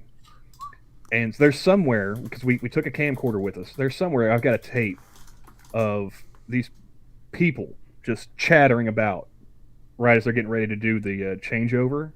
Mm-hmm.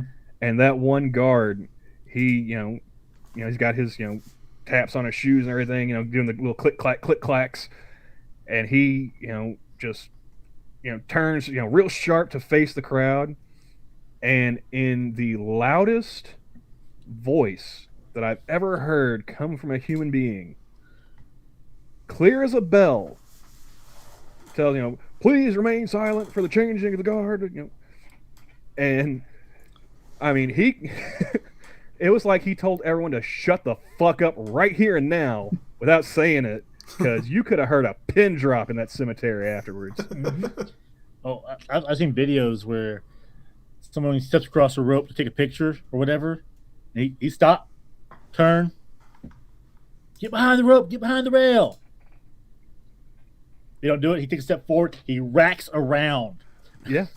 I'm like, dude, those dudes don't play. You might want to move. Yeah. Which is why I started laughing. I started laughing when I saw Alex like retweeting that. Yeah, buddy. Okay. like, dude, if you're talking like if he was in America, it's like you would have known that kid would have got shot. I was like, oh, dude, I laughed my butt off. Like, yeah. And one guy was like, oh, I would have wrecked him. I said, no, you wouldn't have. No. Well, like that's another one of the guys that I've seen like on different podcasts. When I was Mike Glover, you know who that guy is? Former Green Beret. He started off with the Guards of the Unknown. That's a very select group, by the way. Yeah. And listening to him talk about how much discipline that they had to have, because they're out there all the time. Mm-hmm. Rain, sleet, snow. I mean, hurricane. Yes, They were hurricanes. out there. They were out there in a hurricane. And I mean, they're out there all the time. There's not a minute of the day, regardless of weather, what have you, where there is not a guard, marching back and forth at the Tomb of the Unknowns. Yep. And they've got to be, suited and booted, clean shaven, pressed and dressed, all that shit, every time out. Yep.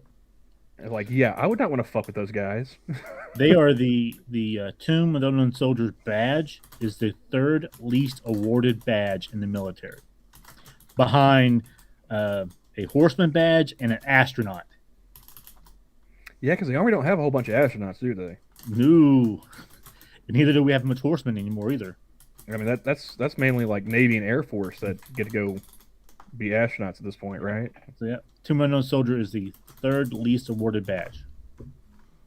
That tells you, and 20% of the people who are even selected, even a fraction of those 20% are actually awarded to be the Tomb's guard.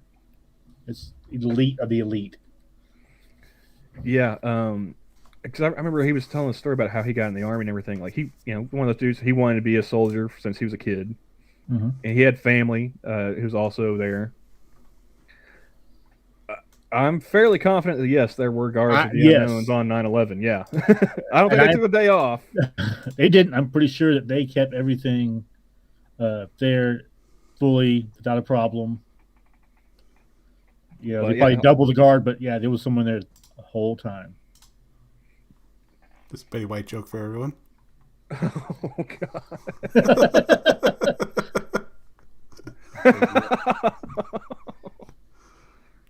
Oh, Jeff. But yeah, that Mike Glover dude, he was talking about what was it? He's got a channel on YouTube, Fieldcraft Survival. I think I've seen the channel. Yeah, and he was talking about getting in the Army. He wanted a Ranger contract originally, and I don't remember what happened with that. He ended up not getting it, or recruiter fucked him something. Yeah, and. Like, I guess his uncle is the one that got him in with the guards, and then he decided to go ahead and get out like the week before 9/11, and he came back, which they didn't have as much. They didn't have people getting out and then wanting to get back in, so he had to go through MEPS all over again. Oh, so he's sitting there like I think he was like an E4 or E5. Going back through MEPS again.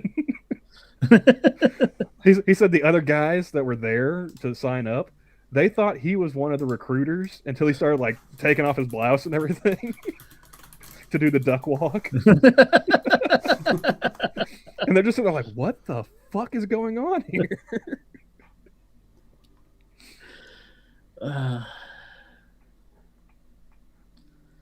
Dude.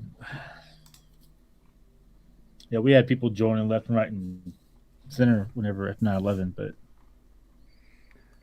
yeah, like I said, I enjoyed the Marine recruiters the best, to be honest, because I had one who he was really committed to his job, right? I went ahead and I took the ASFAB in high school on a lark, and I guess I scored all right. I definitely completed it faster than anybody else. Like everyone else who's taking it, like, oh, I'm gonna take my time. I'm gonna make sure I got the right answers. I'm gonna try and get as high a score as I can. I took it just as kind of like ACT prep, because I didn't have money for like an ACT prep course. Like, well, I'll take this test, see how I do. See what my strengths and weaknesses are, what I need to work on, what have you. And I overslept. Showed up, running late, so I had to get right in there with my number 2 pencil and sit down and start, on the test. And I really had to piss. So I took the ASFAB in like 15 minutes. And I think I scored like an 82. And so like they were all after me at that point. Like everyone but the Coast Guard called me. And I'm a little offended, because I can swim. you know? You don't want a Coast Guard. No. But, so like the Air Force, like that recruiter, he calls me up. Any interest in joining the Air Force? And I think like a year or two before, they had hooked up like a bunch of PS3s together to make a supercomputer. And I was like, yeah, dude, if I can fuck around with PlayStations, I mean, I'd be willing to join the Air Force. Like, yeah, well, that was something else entirely. Like, what kind of jobs would you be interested in doing in the Air Force? It's like, well, I heard you guys got those drones. I wouldn't mind flying one of those things. He's like, yeah, the thing is, like, to be a drone pilot, you got to go through, like, actual pilot's training, and you got to have a college degree. I was like, dude, I've been playing PlayStation for years. I was born for this job. All right? Why do I need to go through pilot's training? It's a joystick and a TV screen. I've been doing this for free. I was like, so no to the Air Force, right? Yeah. And that's another thing. Like, he was sitting there like, you could be, a mechanic. You could, do this, do that. If he had mentioned anything like the PJs or the combat controllers, that probably would have, piqued some interest. But he didn't do that, right? And then, next up is the Navy. My grandfather was in the Navy. He was a boilerman in Korea.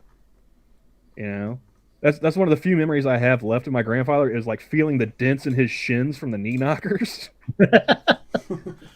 Because he and I were built kind of similar, tall, lanky dudes. I was like, man, I'm going to give myself a concussion, trying to run through a ship one of these days on a drill or something, just knock myself smooth the fuck out because those hatches are small. Yeah. And ships are built weird because you have to go down a flight, up 2 flights to turn back around and get to where you want to go. Oh, yeah. I would get so fucking lost. But, and so, like, they look at my test scores like, hey, man, you got some pretty good test scores here. We got a few different things we could offer you. It's like, all right, well, shoot, what you got? It's like, well, you could be an engineer on a nuclear submarine. I was like, pass. No.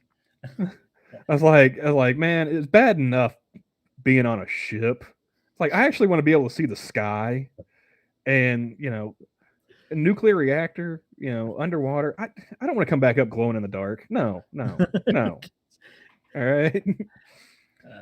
Now, I mean, again, if these guys had, I looked into stuff more as I got older. It's like, if he had mentioned like, hey, submariners, they get fed the best. Yep. He probably could have sold me because I'm a fat ass. Well, my dad was in the Navy during World War II. He lied about his age, went in, had several ships blown out from underneath him, spent 30 days in open water drinking turtle blood. And so I was like, I'm not doing Navy. Yeah, no. I was like, nope. I've heard this story. I'm not doing that. And I took the ASVAB half asleep, in a hurry, and not caring. It was literally, hey, get in the auditorium, I'm doing the ASVAB. All right, whatever. Here you go, I'm done. Oh yeah, it was great with like with us doing the ASVAB because it was at the high school, but it wasn't like just high school students. Yeah. And so like there's this one dude, I don't know, he's like 19, 20 or something like that. And there's a couple of other older guys because I was like 17. And this one dude, he was going Navy. I think he scored like around the same as I did. He was in the low 80s.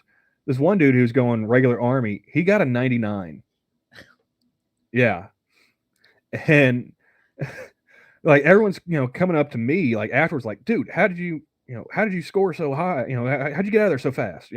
What kind of score did you get? This, that, and that they had our testing scores available like right there before we left. And it's like, oh well, I got an 82.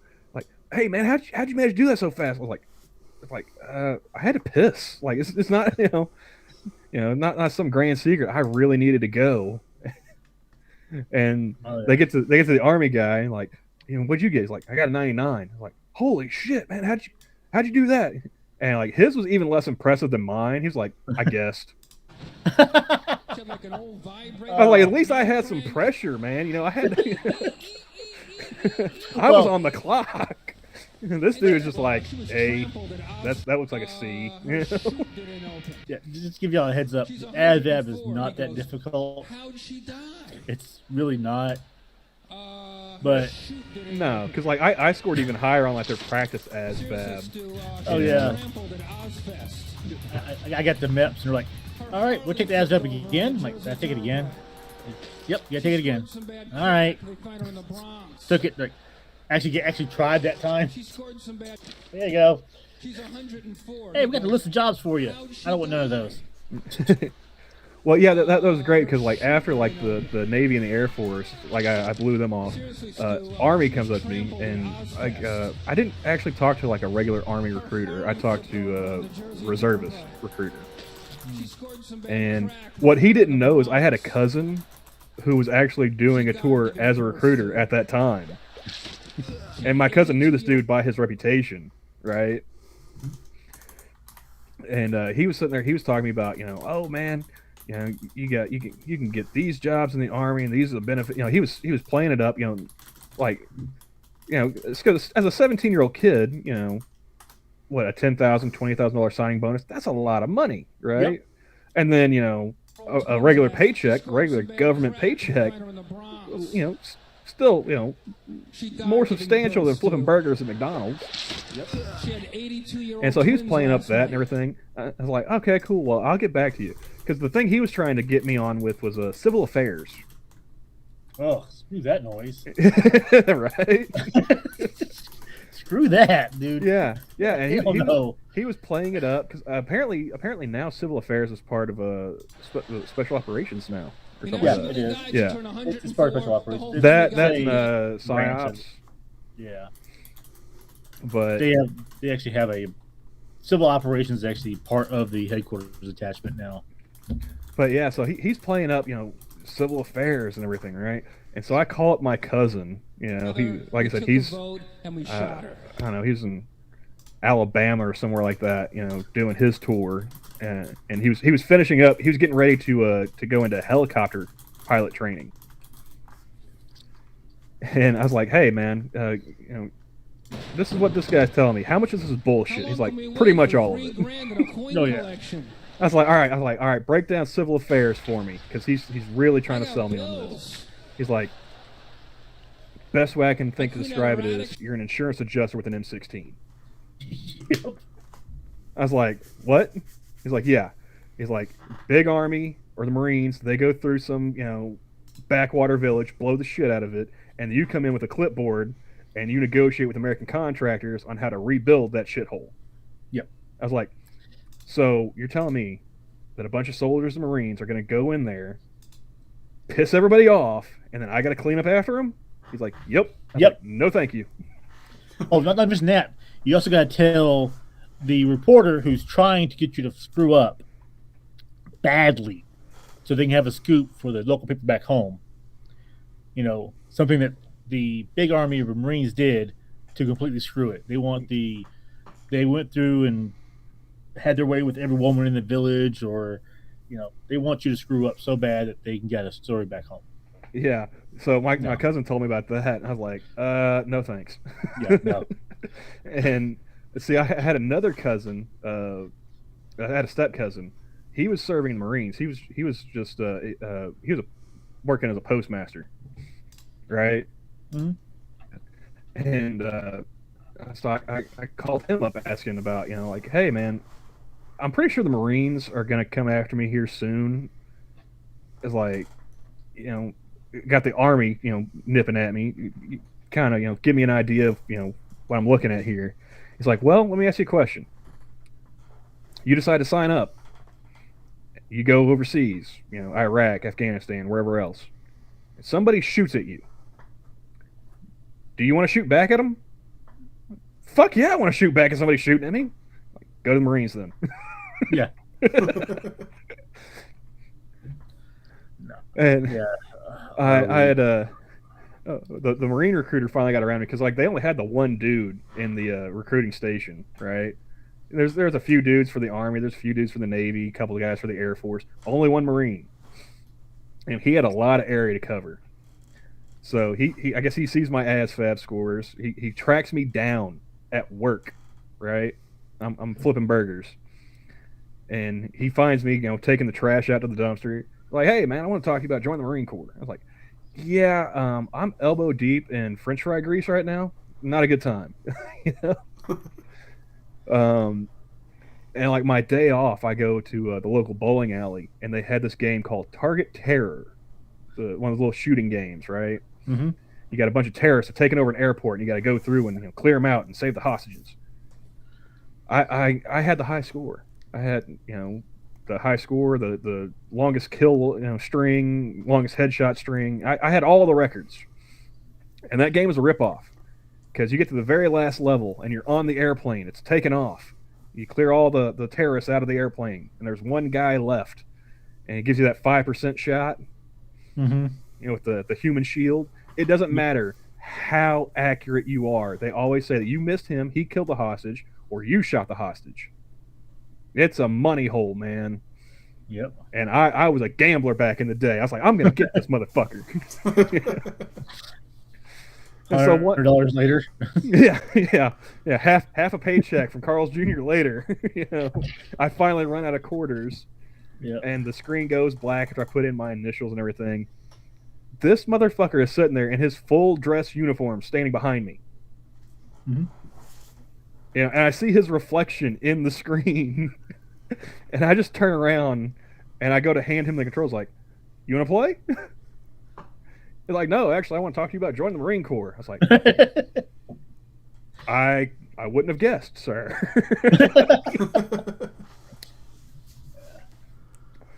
He's like, you ever thought about joining the Marines? I was like, yeah, actually, I have. I was like, what about the Marine Corps? Makes you want to join. And at this point, I was like, well, let's see how far we can go with this. I've seen Full Metal Jacket. I want to kill people and blow shit up, sir. Yeah, apparently those are the magic words that you have to tell any recruiter, and they don't want to talk to you anymore. First day of basic in the Army, they showed us Full Metal Jacket. Oh, that's got to be a head fuck. It's like, wait a second, these are Marines.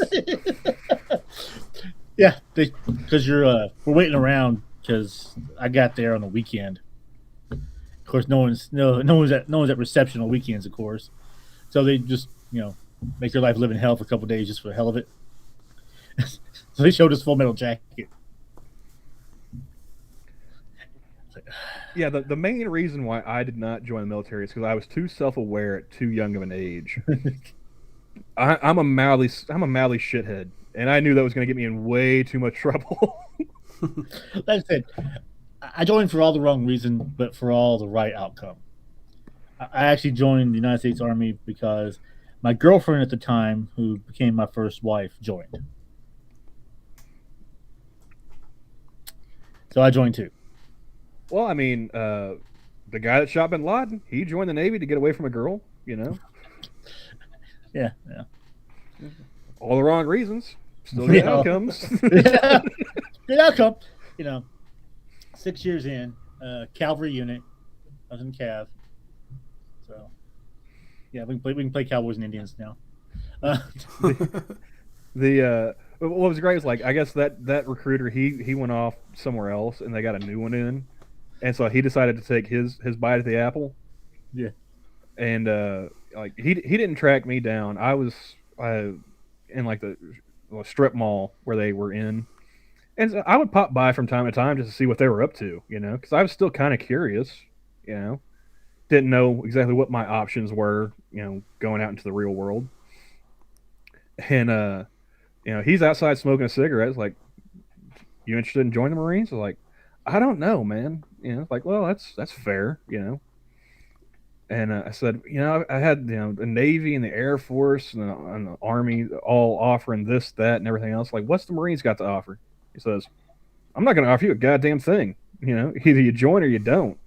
Everything in the Marines you're going to earn. I was like, fair enough. I don't know if I'm going to join or not, but I appreciate you not blowing smoke up my ass. Yeah. Like if I do end up joining, it'd probably be because of that. Thanks. You know. I think it was around 99. I was actually fresh out of high school. And I was working as a dishwasher, thinking about switching to a different job. And I didn't have two thoughts about, the future. I'm just like, all right, let's, I'm out of high school. What do I do now? Pretty much. And I think it was the next summer, a friend of mine joined the Marines. And he was talking to me about it. And I'm like, well, I'm not sure. I don't, think I really want to be, I don't think I have the right mindset to be in the military. And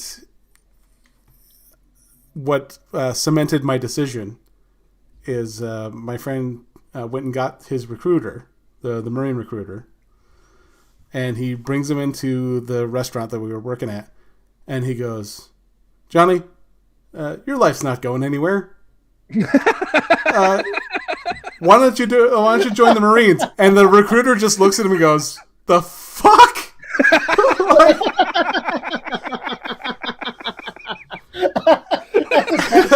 That is the best-selling line I've ever heard. It like the recruiter's just like, well, I just wasted my time coming here. And yeah, I was like, nope, you just wasted your time. Sorry, not doing it. I'll see you later. Hey Johnny, I got something for you to. And I'm like, share. motherfucker, like, why would you why would you think that's a good selling point? Like, my 100th birthday, I can't believe it is coming up, and people isn't celebrating with me. Oh man. Damn. Oh, that is. I like it. He came ready.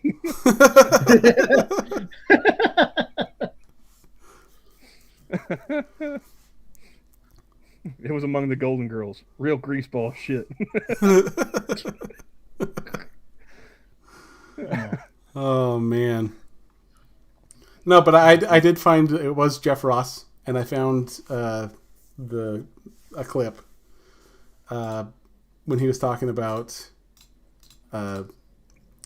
cleaning out his aunt's house, and he went to get his cousin, and he goes, oh, how'd she die? And he goes, she's 104. Like, her chute didn't open. She was trampled at Ozfest. Her Harley flipped on the Jersey Turnpike. She scored some bad crack and was found in the Bronx. She died giving birth to 20 80-year-old twins. We figured she turned 104. The whole family got together, took a vote, and we shot her. Mr. Yes says, could you imagine Staff Sergeant Johnny and Gunnery Sergeant Camel?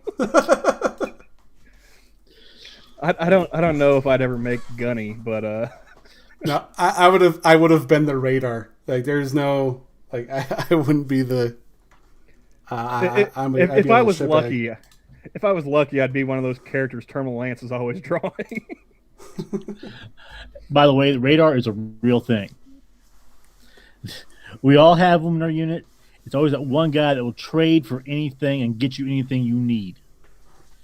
We had a guy trade the German army, I don't know what the hell he traded him, for actually Heineken beer in a dry country where we couldn't get alcohol. Wow.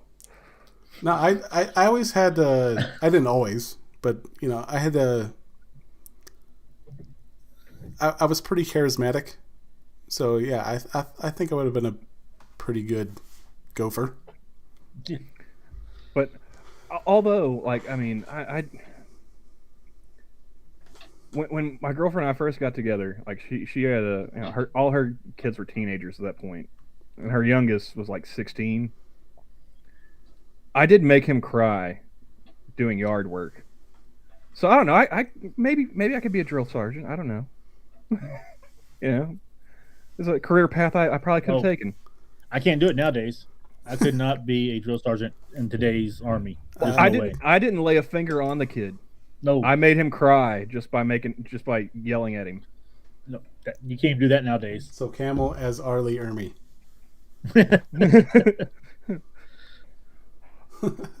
What was hilarious. is your major malfunction? Which one of you twinkle-toed cocksuckers just signed his own goddamn death warrant? No, we were. I was mowing Nana Camel's yard, right? And I had this kid come along with me to do the weed eating. And apparently he had never done yard work before, which to my mind I'm sorry, what? Like, they had me pushing a lawnmower as soon as I was tall enough to see over the handlebar. You know, so like 6, 7. You know, this kid's old enough to drive and he's never done yard work. What? My brother and I used to push the lawnmower around the neighborhood mowing yards for money. I was like 8. My dad pimped me out to other people's lawns for money. Yep. But so I was like, all right, man. You know, I give him the basics. You know, how to run the weed eater, right? And what to do. You know, tell him, all right, you're going to go along this little sidewalk here, around the shed. You know, make sure you get around the foundation of the house. You know, and I'm going to go start on the front yard. I'll go get it mowed, and then we can just swap. You take the front yard to do the weed eating while I get the mowing done in the backyard after you're done. I was like, so I get the front yard mowed, right? And it's not a big yard, front or back, either one. I get that done, and it's summertime, so it's hot as balls.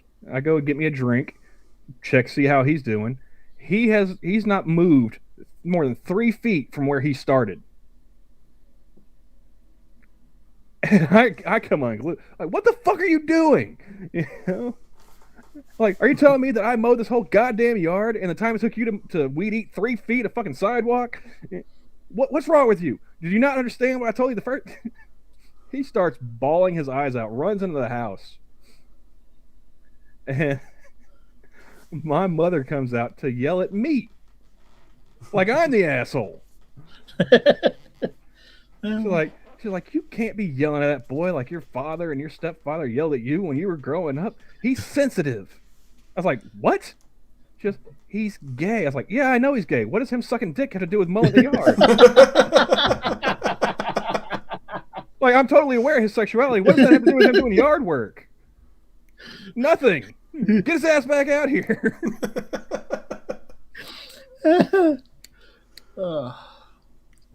Yeah, that. I still bring that up to him from time to time too. He wants to try it. You know, he'll come to visit his mom. Like maybe he'll have friends with him or whatever. Like, you know, he'll try and pop off in the house. Like, do I need to go get the weed eater? Yeah. Like, don't forget, kid. I can kick your ass. You know, yeah, get out there and get some edging done. You know. But yeah, your friends trying to jump in, looking at different parts of the yard.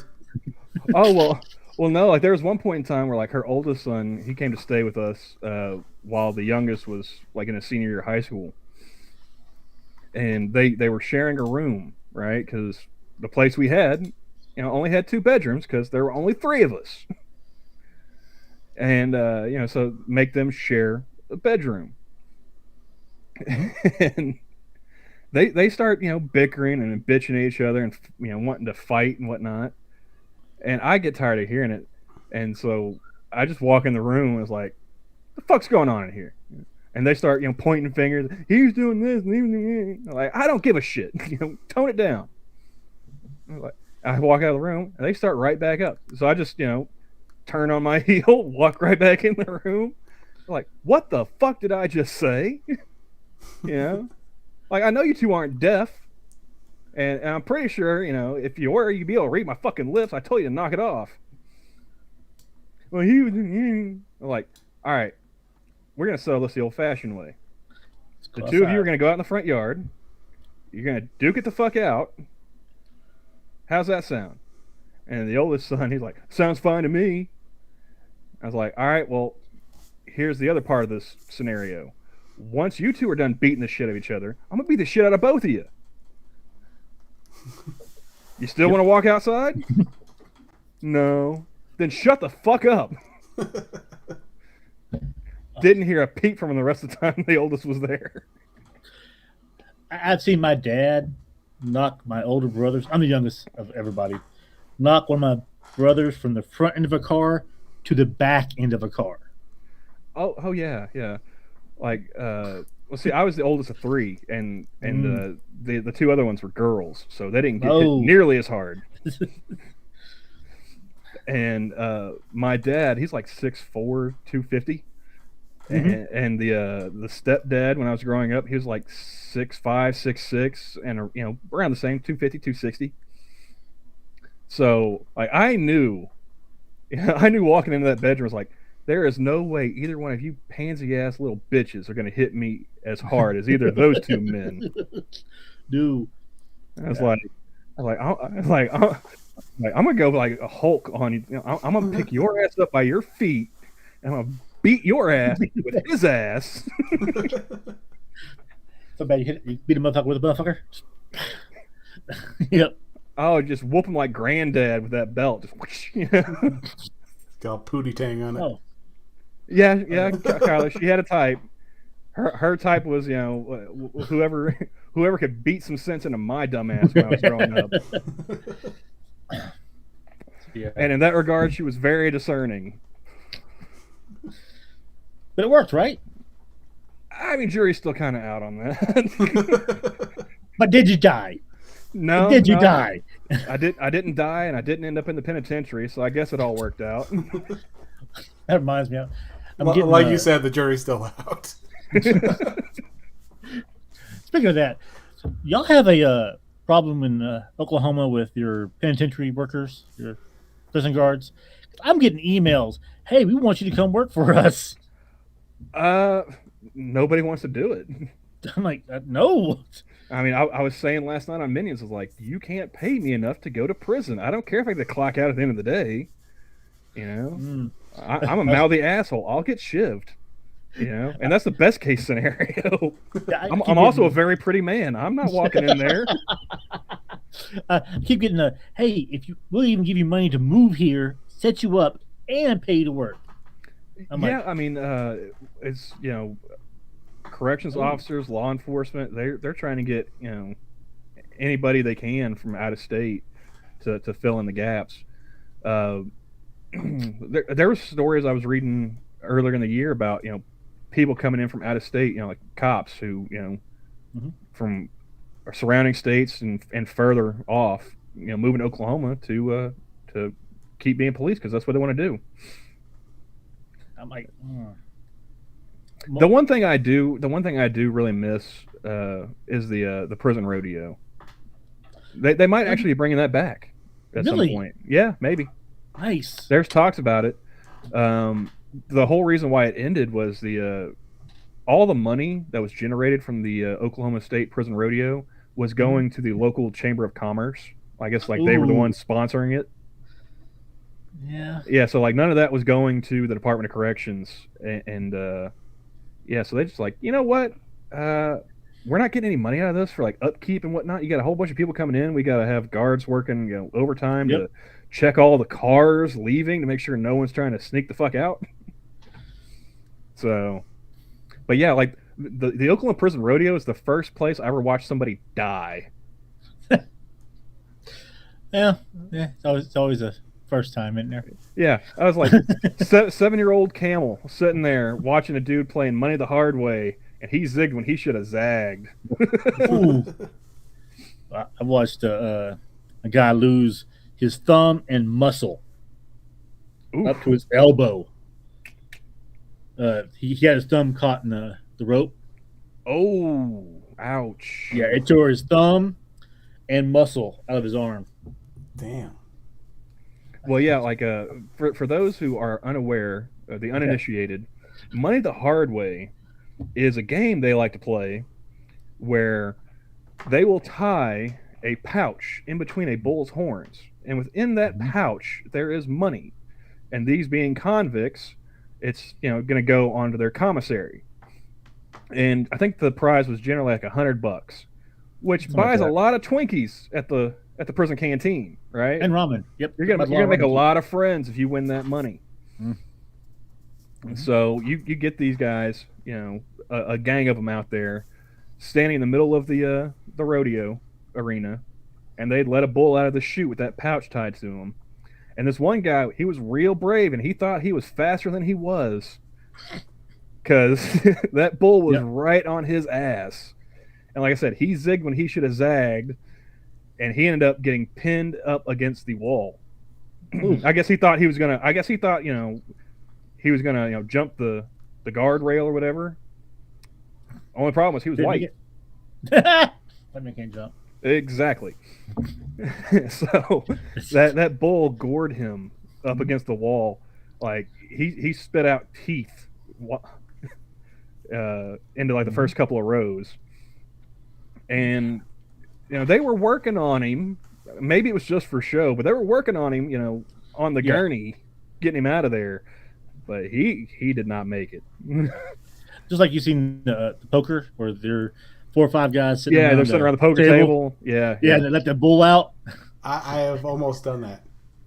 Have you? I was close. How drunk were you, Johnny? I know, right? I was bone dry sober. And then I'm like, yeah, that sounds like a thing. Yeah. And my mother of my kids. I didn't take you for being stupid or crazy, Johnny. What's the mother of my kids showed me a video, because I'm thinking, they're gonna have the rodeo clowns there. They're like, they'll have someone to kind of. They'll have someone to clean up after you. Mm-hmm. And so, no, my wife showed, it was one of those like wildest videos or whatever. And so they're like, yeah, like this is what this is. And I'm like, okay, yeah, it's everything that because my stepbrother was a bull rider. Okay. So was it in past tense, as in he's not anymore, or he was up until the accident? No, he was. The bulls kicked the shit out of him, so he just kind of stopped doing it. Okay. So they knocked some sense into him. He wised up. It was a lot of times that they took to get sense into him, but eventually it happened. His body. Go ahead. His body just couldn't handle it anymore. He was. Yeah, no. It was to the point where he could barely, like when he was finished riding, he could barely move for a while. So he was like, "Yeah, it's time to call it." And so he's like, "Yeah, they have this thing where you sit at a poker table and you just play around for a bit with the chips and everything, and then they release a bull, and." He wanted to see your ass get stomped on. Yeah, dude. Well, and he's you up a failure. And so I'm like, it sounds relatively simple, And so I'm thinking, they're not just going to let a bull run out and then just, I'm going to beeline for these motherfuckers over here. As it turns out, when I watched it, that's exactly what they did. That's what happened. That's exactly what happened. And so I'm like, seen a bull. Well, my mother of my kids shows me this video where this they released this bull, and this guy, like, worst case scenario happened, and this bull decided that it was not done after the winner had been decided. So he's just like, oh, fuck this bullshit. And so this bull rider came out on a horse and like roped the bull. And the bull's like, fuck you, come on down here. And the tip of his horn, like almost like scalped the guy. Like he had like a big old flap of skin just hanging off of his head. Mm-hmm. And I'm like, okay, so you've talked me into not doing this. And so as we're watching, I'm like, yeah, I'm not going to do it. And he's like, oh yeah, whatever. And so we get there and we're watching the thing, and yeah, first thing the bull does, he's just like, because usually they just let him go, because they don't rile him up before They send them out like Oh. they do in the big town. But this one was just like, oh, I'm a bull in a thing. Oh, look, there's people. And he just was like, and charge. Like, and just with no hesitation, came in, saw the table, and was like, all right, we're going to do this thing. And just charged through the table. Like, I'm like, oh yeah, it's a good thing I didn't do that because, my leg was fucked up at the time. Like, where I couldn't run fast enough to where, like, my knee wouldn't dislocate. I'm assuming So this I is could see after the honeymoon period with the mother of your children. Huh? Oh no, this is before. No, Duck Dog says we do work on people that are clinically dead half the time because we don't have a doc to pronounce the poor bastard dead. Yeah. Well, all I have to say is this dude was not in the penitentiary for singing too loud in the Sunday choir. They were just going through the motions because there were a bunch of kids in the crowd, shoveling funnel cake in their mouth. So instead of just throwing the sheet over his ass, they went ahead and, played doctor for a little bit until they got him out of view. But yeah, that was. I remember telling Quiz about that on a mini stream one night, and he thought it was hilarious. He's like the gladiators of Rome. Dude. It's like, I mean, kind of, sort of, if you're in there for like, forging checks or some shit. Yeah, just like the gladiators of Rome. Oh yeah. Forging checks, opposing the emperor. Yeah, same thing. Yeah. Houston Livestock Show and Rodeo, they have that events with the poker table and stuff like that. They don't do it anymore, I don't think. It's now usually the smaller rodeos that do it for all that. But yeah. I did see something in the paper today, slightly off topic. The Oklahoma National Guard members will not face any consequences for refusing the vax. I didn't think they would. Well, see, I'm kind of torn on that. I'm not gonna lie. The lawful order clause of the UCMJ. So. Duck Dog, same church, different pew. Yeah. Well, we have been going for a while. We're at 2 hours and 16 minutes. So I beg to differ, Kyler. They don't do it anymore because people wise the fuck up. They saw enough YouTube videos of some dude getting a bull hoof, shoved up his ass. They're like, dude, yeah, I don't want to do that. Yeah, I only needed to see that once, and I was done. Like the thought was like, no, I don't think so. I'm not getting a prostate exam from a four-legged, no-armed animal. Would I watch some stupid motherfuckers play Money the Hard Way? Sure, all day. Popcorn at the ready. Would I do it? Hell no. No. I don't need money that bad. Money the Hard Way or the poker. Because you win by not moving. Yeah, you win by being the last guy at the table. And still sitting there. And you see those guys just close their eyes and go, oh, please, God, don't hit me. Oh, please, God, don't get me. Like, I would just wait for the table lid to pop off because at least the one at the rodeo I went to, it was a barrel that had just a wagon wheel on it. Mm-hmm. And then as soon as that wagon wheel comes up, I'm like, I'm in the fucking barrel. I'm not fucking moving from this barrel. Like, oh yeah, but yeah, I would like to go back and see a good prison rodeo one of these days. That rodeo clan would have to fight me because Oklahoma State Penitentiary, I was joking earlier about forging a check or something. The guys in there, they're not there for passing bad checks. They're there for rape, murder, violent, crime. That's the worst of the worst in the state of Oklahoma. Armed robbery, assault with a deadly weapon, murder. Yeah. So I don't mind seeing one of those guys, get the short end of a bull's horn. Yeah, mostly more likely my family. So. I do have family up that way. But yeah, that and I was actually kind of surprised with the news coming out about the guard. I was like, really? He's actually gonna because that's the governor, Yeah. Like he's actually gonna hold firm to that, huh? Okay. Because I think at this point, aren't they just like state militias now? Pretty much. See, again, I have the good and the bad with that. Some heartache about it because I got multiple vaccines that I don't even know what they were when I was in the military, when I was going overseas. They're like, Yeah. all right, come here. I'm like, what is that? We don't know. Here, just take it. All right. We don't pay you to ask questions. Questions, Give us your arm. Pretty much. So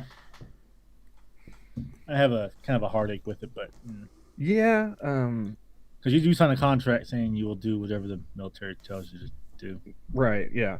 And again, another reason why I didn't join. Yeah. But I'm less. For me, it's really like seeing the different states jockeying, bucking up against the federal government with that, because I mean, the federal government, they don't have any say really unless they federalize the guards, right?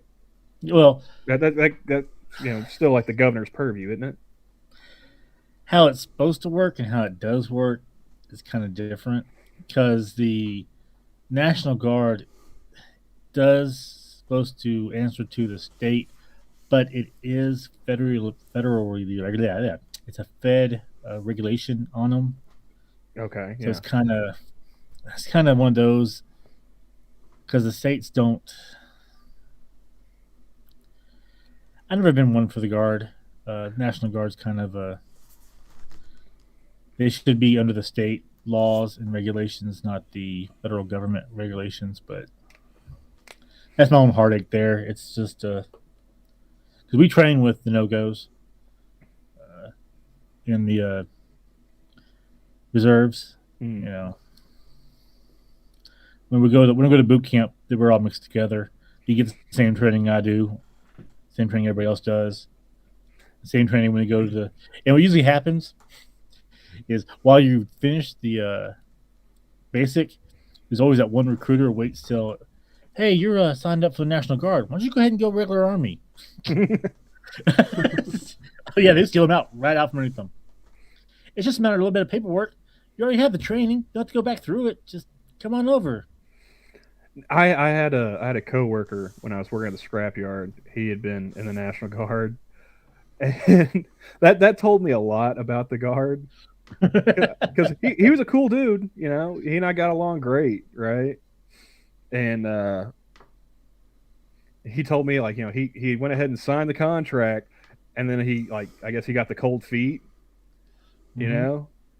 And so, like, they had to send MPs to come find his ass. Yep.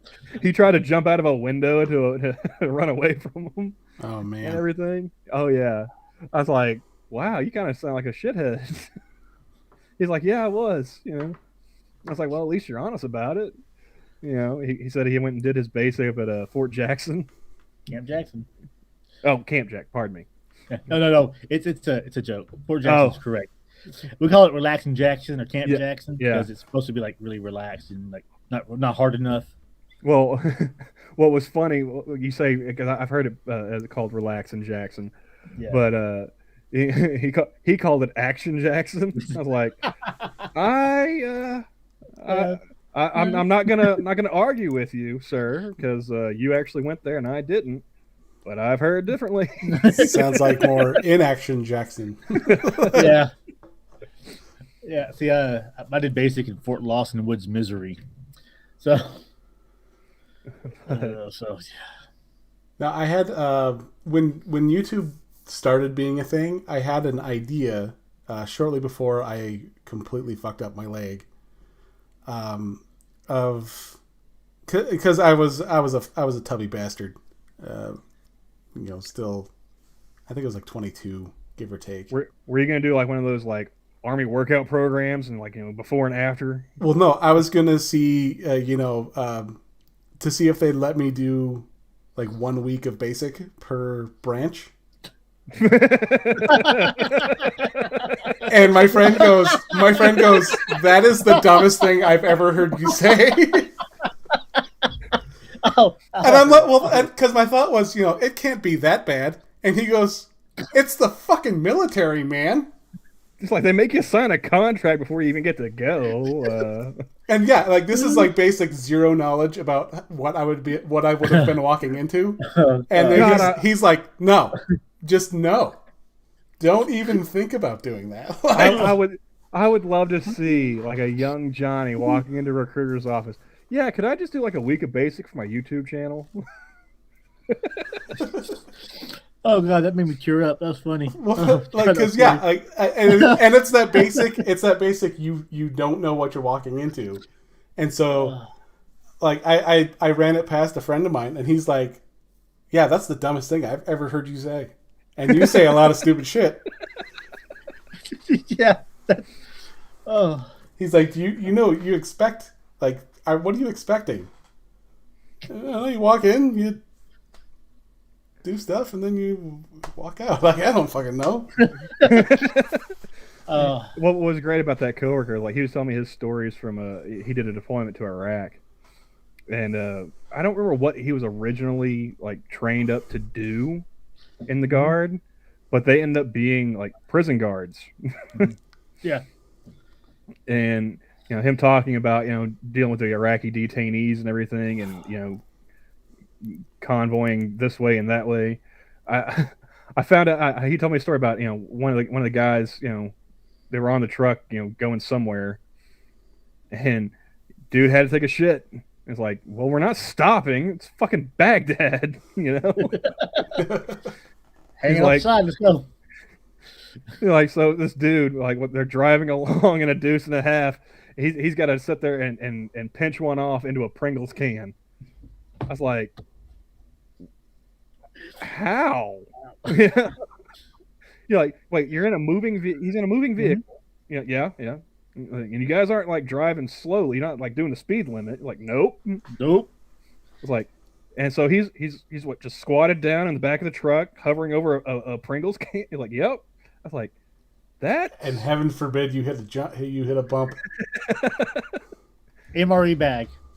An MRE bag. I was like, that's a level of control that I don't think I would,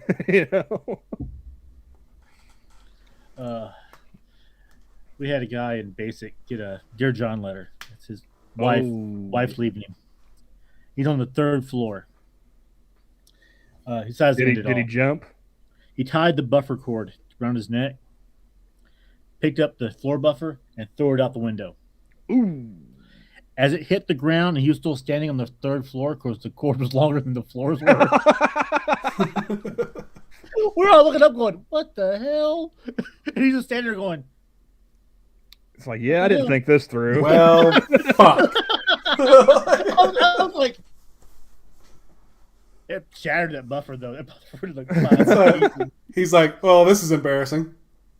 Yeah, we're all like, dude, what the hell?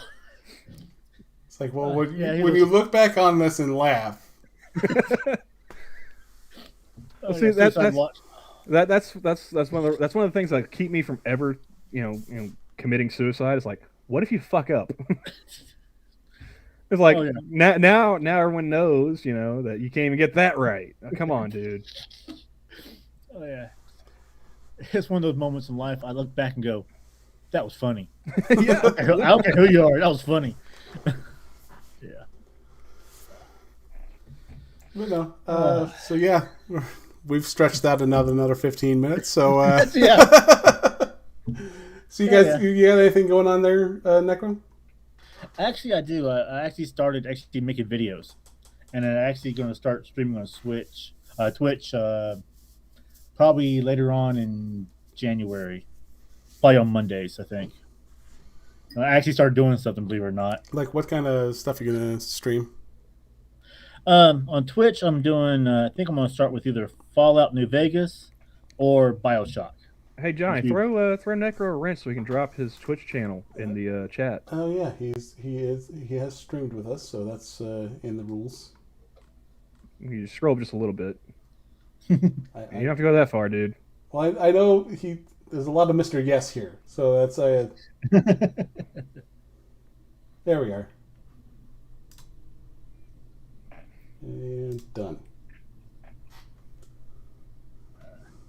there's my YouTube and my Twitch is up here somewhere. There you are.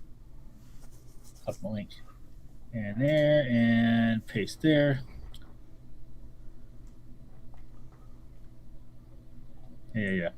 There we go. He's got, yeah, you do have a couple videos out already.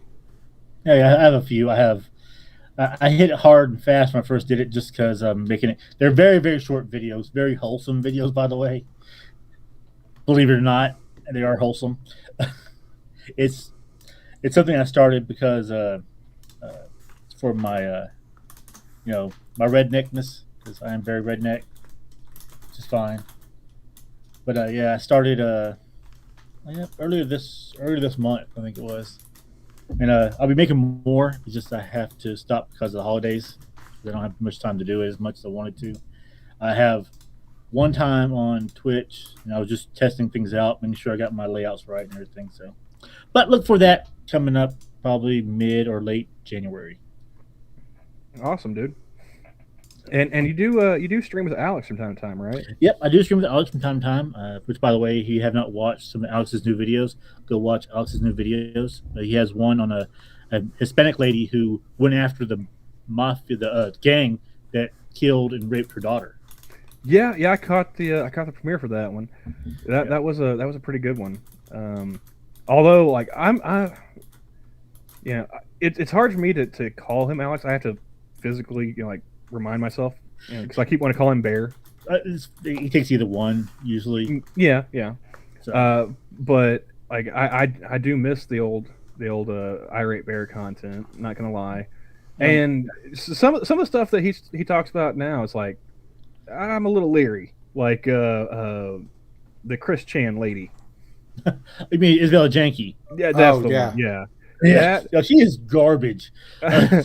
I think I caught one of the Twitch streams when he was talking about her. I was like, this is why I don't come over here very often. Well, I just remembered. I remember when he first, because I was looking on my phone and I saw a thumbnail with Isabella Janke on there, and I'm like, oh, she's kind of cute, just scrolling. And of course, when you get, I'm like, okay, I'm going to watch this when I get home.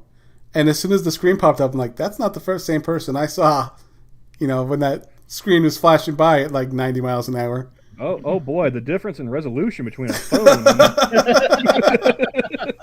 It's like when this hits 1928. She's a horrible person, by the way. But yeah, the hardest of passes.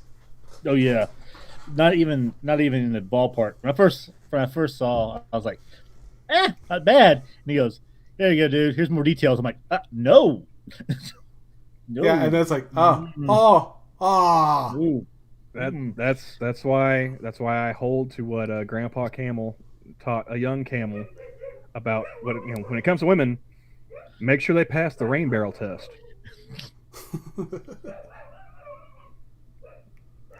So is that yours, Camel? Yeah, that was mine. Okay. Mine's under my desk asleep. Well, the girlfriend just got back home, and they always get ridiculous whenever somebody pulls in the driveway. So probably is a good time to go ahead and bug out. All right, and so tomorrow, post bowl time, I guess, we'll be doing a Torches How You Make Friends with Kiefer Dam. So far, Kiefer Dam and Gabby G Wiz. And Gabby. Gabby is down. And I'm going to see if Skep will be in, because he is of the age that we'll need his wisdom on some of the speakers in question. And that's all. That is correct, Mr. Yes. Tomorrow is Saturday, and that 11 a.m. kickoff time for the Fiesta Bowl. That's why we're doing this later in the day. I remember when me and Mrs. Hellcat we were shopping for a table, and I looked over at the TV screen that was it was like a living room setting, and they had OSU playing, and I looked over and I saw the score, and I'm like, Camel must be watching on the TV, because they are losing.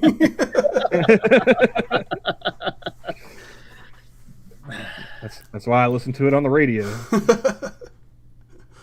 But on that note, you guys have a good evening. And Happy nice New one. Year, everyone. Happy New Year, everybody. Happy New Year. Bye, everybody.